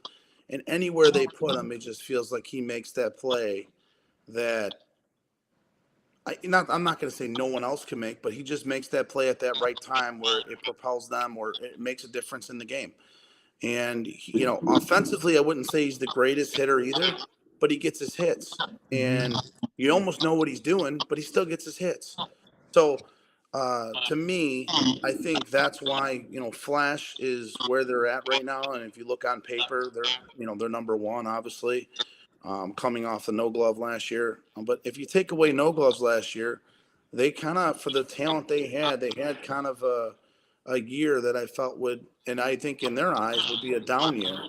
I don't think they won any other tournament besides no glove, right? No, I think that's it. So, and I know how competitive those guys are, and I know what they think. They think they should win every tournament, and you know what? On paper, they probably should. But Mikey Meyer to me is the answer to that question. I like that. Can't Jimmy, find a better dude than Mike Meyer either. Jimmy, who's overrated? I don't know. I'm trying to think of guys that I don't know, like off the top of my head, anybody. Overrated? Yeah. I don't know if you would say overrated. I mean, I just think it depends on if guys have bad years or not, right? Okay. I mean, I think they've had good years in their career, but if they have a bad year, to me, I think it's guys that either play catch or EH for the most part, but guys that can't really play another position. But then again, when they're a tremendous fucking hitter, like a Mark Holstein, he's been a tremendous hitter his whole life. You can't really say they're overrated. The guy's got like 7 MVPs and everything else. So it's really a tough question. It really is. Mm-hmm. Honestly, when you mentioned overrated, I really don't have a name that comes to mind. I really don't. That's a good question, Jake. I don't want to, I know who it is. Oh, God. Sean Quinn Jr. Yeah, I was going to say Sean Quinn is the most overrated guy in softball. I had that, and I had Mark Robinson. Kid can't hit, so he always ends up on every team, and he always ends up on Circus's bench. So yeah, Mark Robinson. Yeah, he's been a guest on the show. He's an entertainer. Let's just put it that way. Fun fact: we were doing a test run for our new software, Jake, and I accidentally blocked Mark Robinson from watching our shows on Facebook, and he can't comment or watch anymore. And I don't know how to reverse it at all. I'm surprised he hasn't made a burner yet. Yeah, I don't know how to reverse that. So, Mark, if you're watching, I apologize.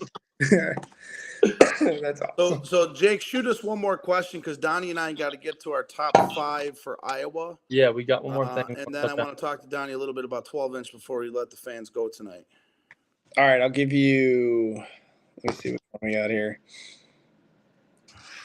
Let's do what if you had a headline grab for this year, what would you say you think that headline grab would be? Whether it be like I said, I think 45s might take a step back this year or something like that, or what do you see as like a crazy headline grab that you can kind of see happening this year?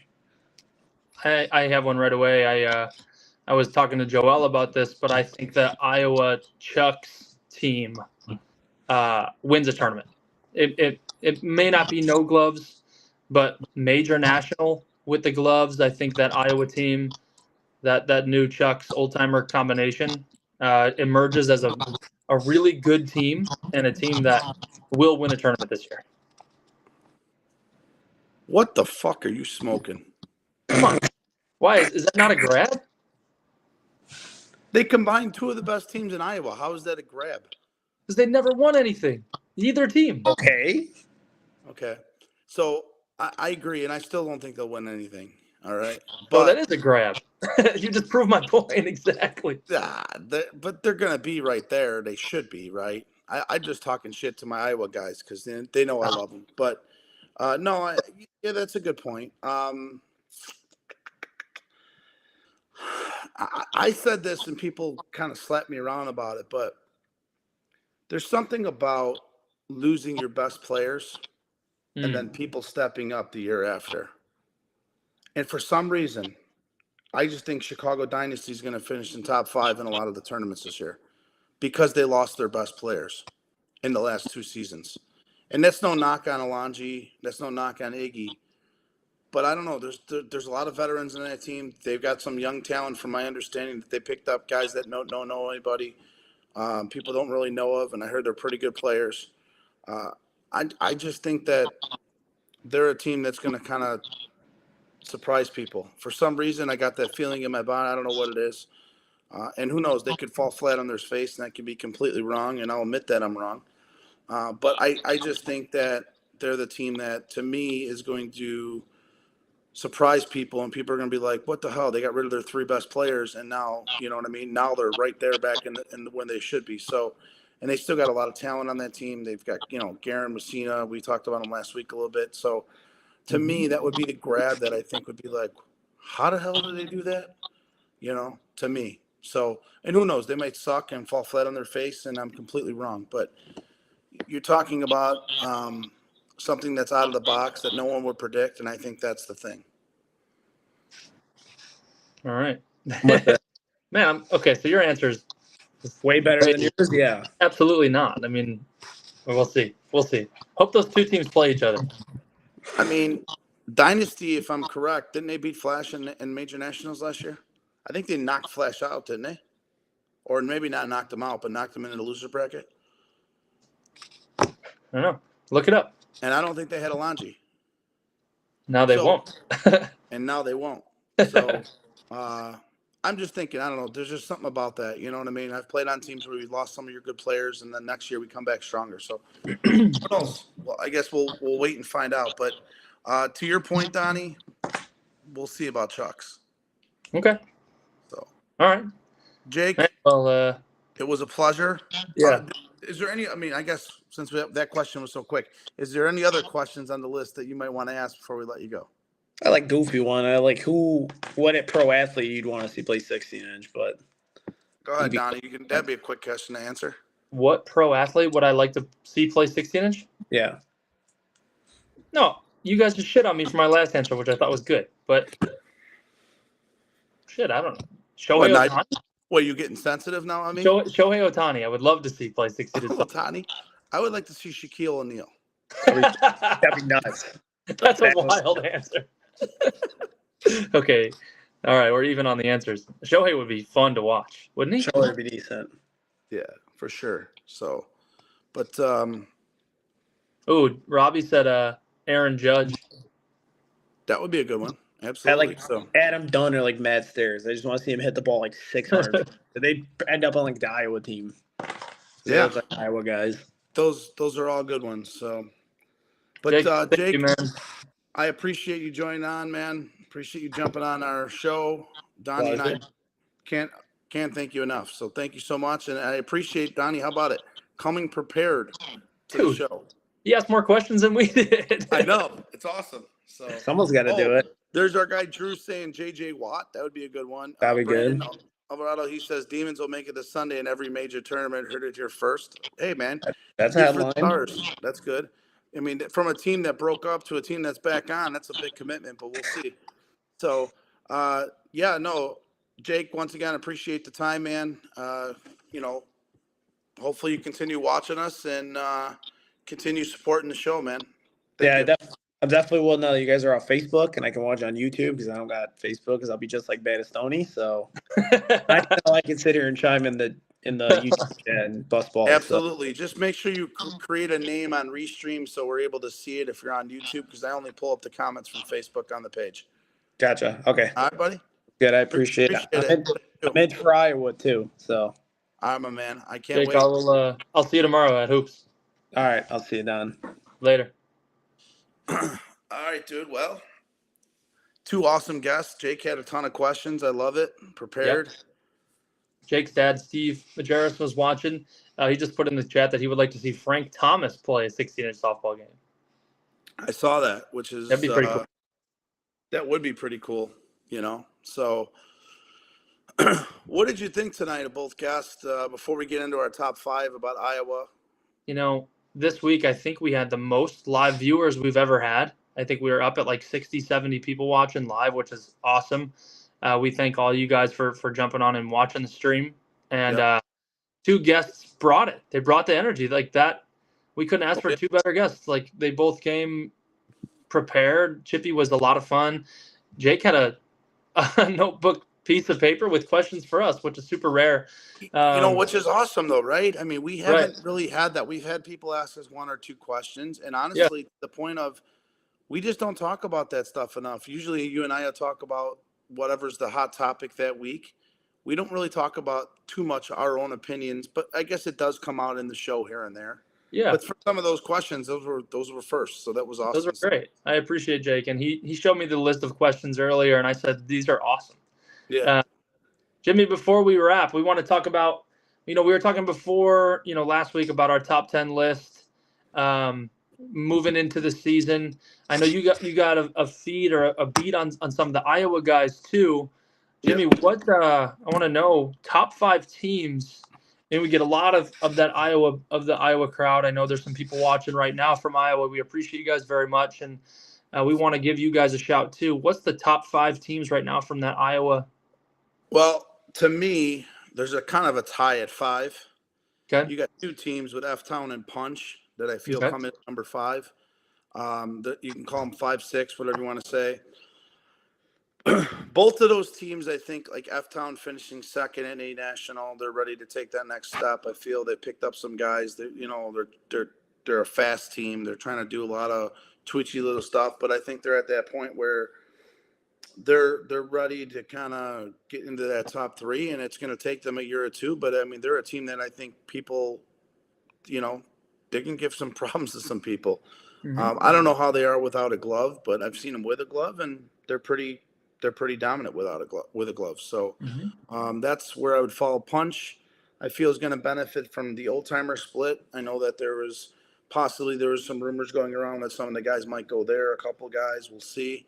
But I think they'll be right there. I got Sub City at number 4. Sub City is a team that I feel is also going to be continuing to improve. We saw them last year in Iowa. They have some big dudes on their team. They seem to hit the ball pretty well. They also might benefit from the old timers, kind of disbanding a little bit. They might pick up a guy or two here from what I was told. So I think that would definitely help the Iowa support, knowing that there's probably 5 or 6 teams that could compete in every tournament. Number 3 would be Stover. I think Stover's the A national. They are the A national champions. They have the best player in Iowa in left field. The kid's absolutely tremendous. So he is only going to get better, and I hope his friends continue to follow with him on that team. And he's very loyal to that team. So I hope that Stover continues to get better, and I hope they take that next step in the right direction to become a major team. So that best player in Iowa, that's pretty bold. I know there's some really, really good players out there, but the left fielder from Stover is the best player from Iowa. He's the best player from Iowa. And, I think a lot of those major teams out there would say he's probably the best player in Iowa. I got to get his name. I'll ask around. We got to give him a quick shout on the show.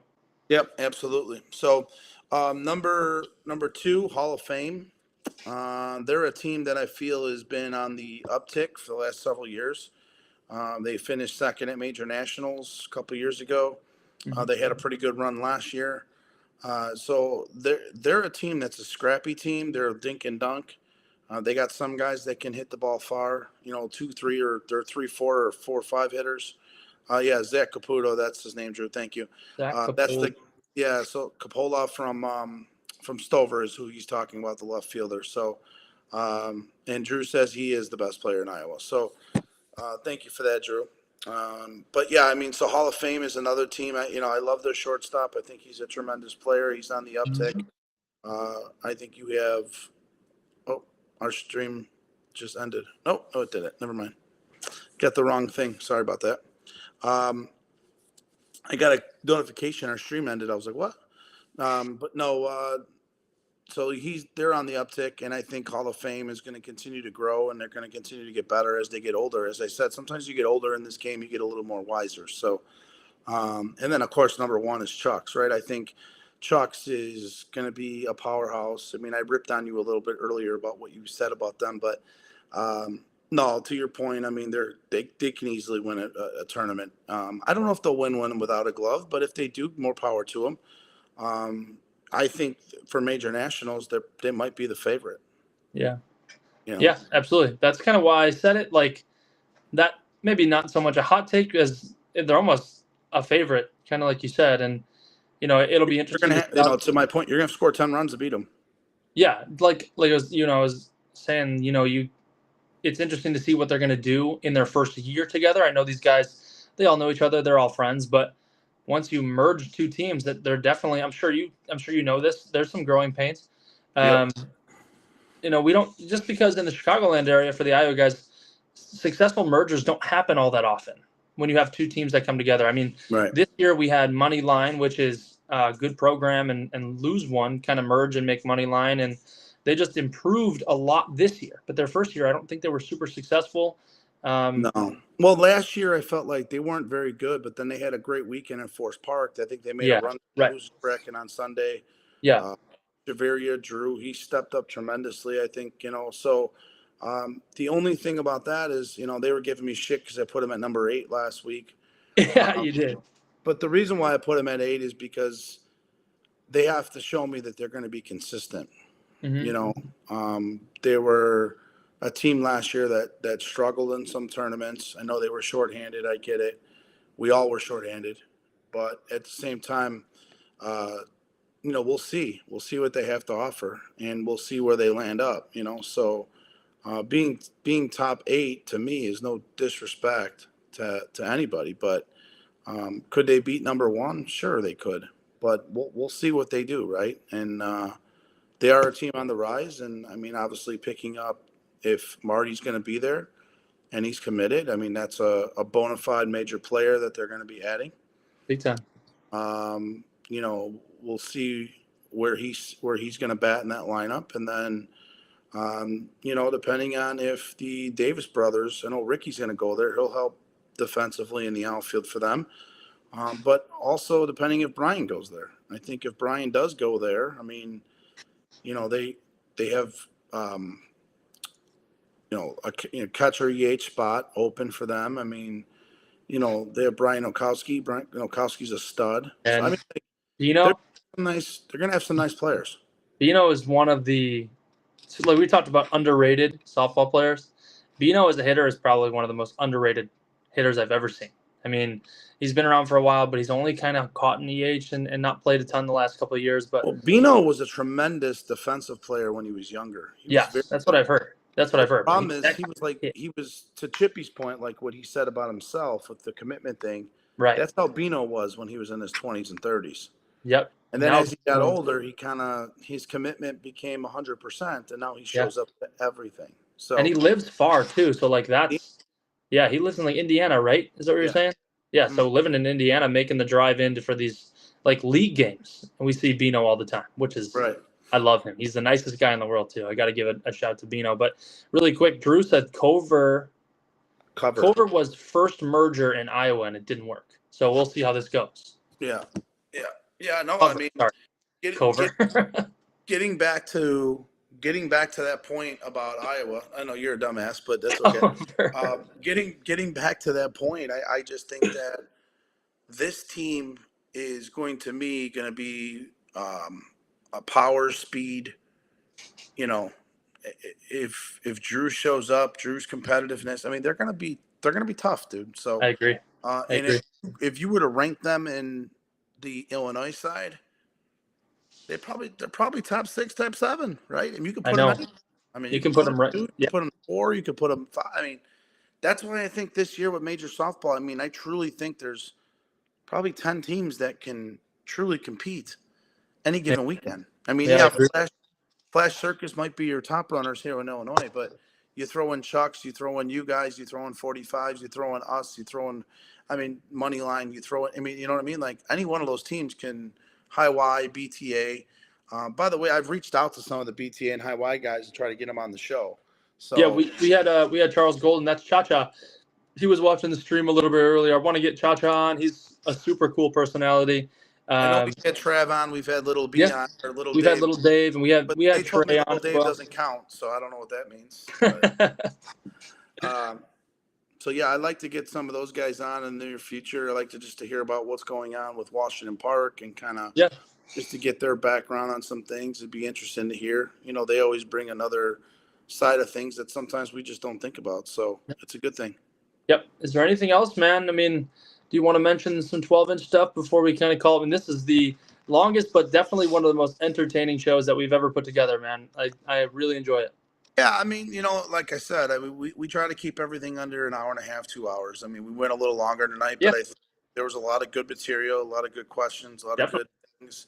Chippy had a lot of good things to say. So did Jake. So I don't mind going longer. It's not like it affects me or affects anyone else. So I know a lot of our people that follow the show probably don't watch the whole show from start to finish, but some do. So, but yeah, no, it's awesome. So I wanted to talk about 12-inch just a little bit because next week we have a girl who was a professional softball player.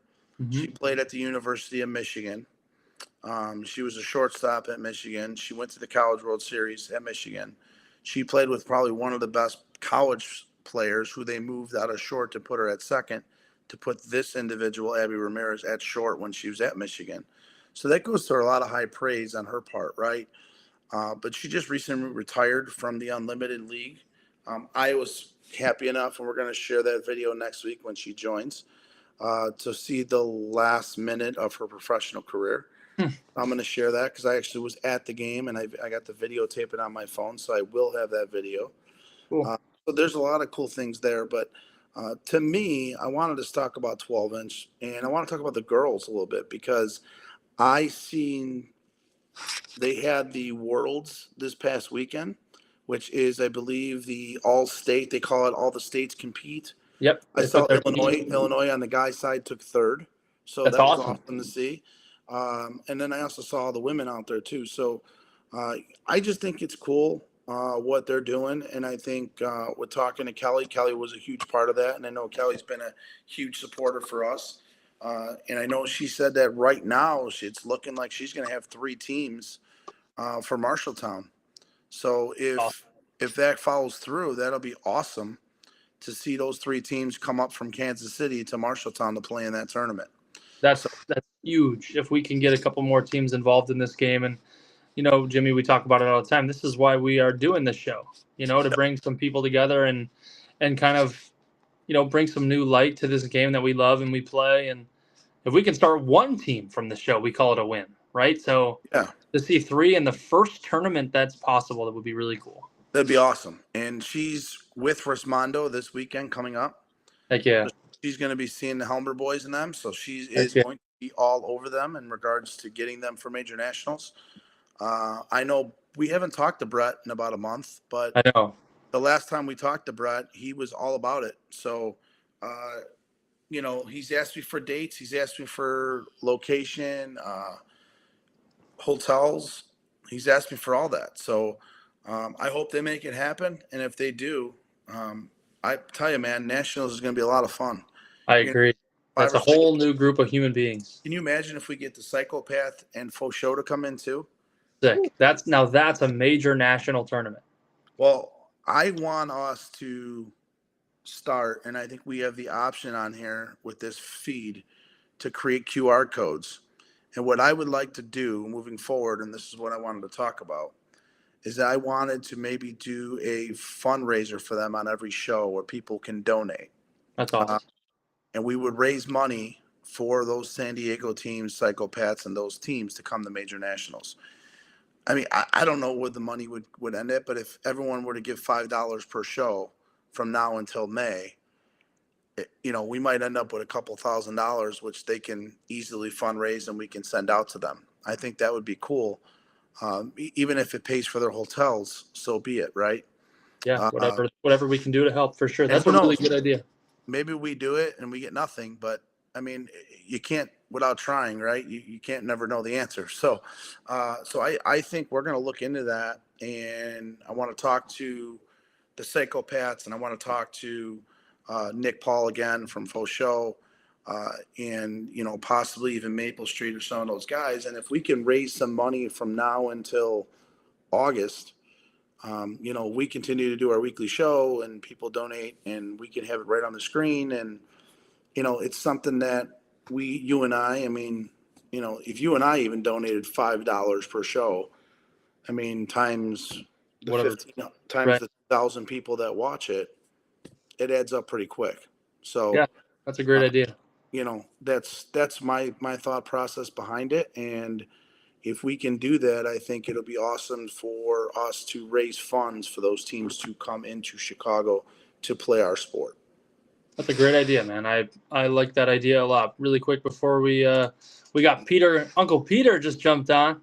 So what's up, Uncle Jimmy, nephew Donnie? Appreciate you jumping on and catching the back half of the show here. Peter is always watching and sharing our show, so we appreciate that very much. Yep. So you and I will talk offline. I want to get our TikTok page up and going for those guys on TikTok because I know TikTok's becoming more popular. Yeah. So I want to get viewers on that. And I want to just continue to grow the game like we are. So I think you and I look forward to every Tuesday. I know we prep on Mondays. We do a show on Tuesdays. But Donnie, I can't thank you enough. You know, it's been awesome, man. And I hope you feel the same way. Absolutely, dude. I don't ignore, but I miss some of your calls during the week. But you know, we always get together. We always make it special, man. And you know, we definitely look forward to Tuesdays. Well, I know sometimes when I call you, you might be at work, but the reason why Yeah. I'm calling you is because I'll get like an idea that pops in my head and then I forget about it. And then I'll call you and you're golfing. Yeah, and then you call me and I'm doing something I can't answer, so it's like, you know, it goes back and forth. But we do a pretty good job of communicating with it and just kind of figure out what's next. And yeah, so we'll run with it from there. But let's get that TikTok up and going. I know you've opened the page and created a page, so that's awesome. So follow us on TikTok. Uncle Jimmy, Cousin Donnie, it's on there. You know, obviously, thank you to our sponsor, Beacon Tap. Can't say that enough. And then also, I want to let you know, Donnie, that I just was contacted yesterday or a couple days ago, and Signature Limousine is actually going to be sponsoring us for the summer. Big time. Yeah, and so what they're going to be doing, they're going to be buying all of our legit mic equipment for the fields. That's awesome. Is that Kevin Duff behind that? Kevin Duff, yeah, I'm gonna text him right away. I appreciate him. Yeah, so you and I have to sit down and go over the equipment and some of the things that we're going to need for the summer. Mhm. I'd like to get like an earpiece, or I like to get something where you and I can hear each other while we do some in-game things. I know want you to get on behind the mic and do some, you know, Play by play for sure. play by play. You know, I wanna do some in-game interviews when we're at the field. I think those would be awesome. You know what I mean? Something we've never done before. As you're doing play by play, you cut to me on the field and I interview the dude that just struck out. You know what I mean? Yeah. So, Right. but you know, so that's kind of some of the stuff that we want to do, and you know, good things are coming, my man. I absolutely agree, my man, and I appreciate you as well, putting in so much work, and appreciate everybody for watching. Thanks to the Beacon Tap for sponsoring us for right now, and Signature Limousine as well. But Jimmy, that's all for me, man. That's all I got, man. I'll see you next week, and Yes, sir. I look forward to Abby Ramirez next week. So Yes, sir. Sounds good, man. Talk to you. You too.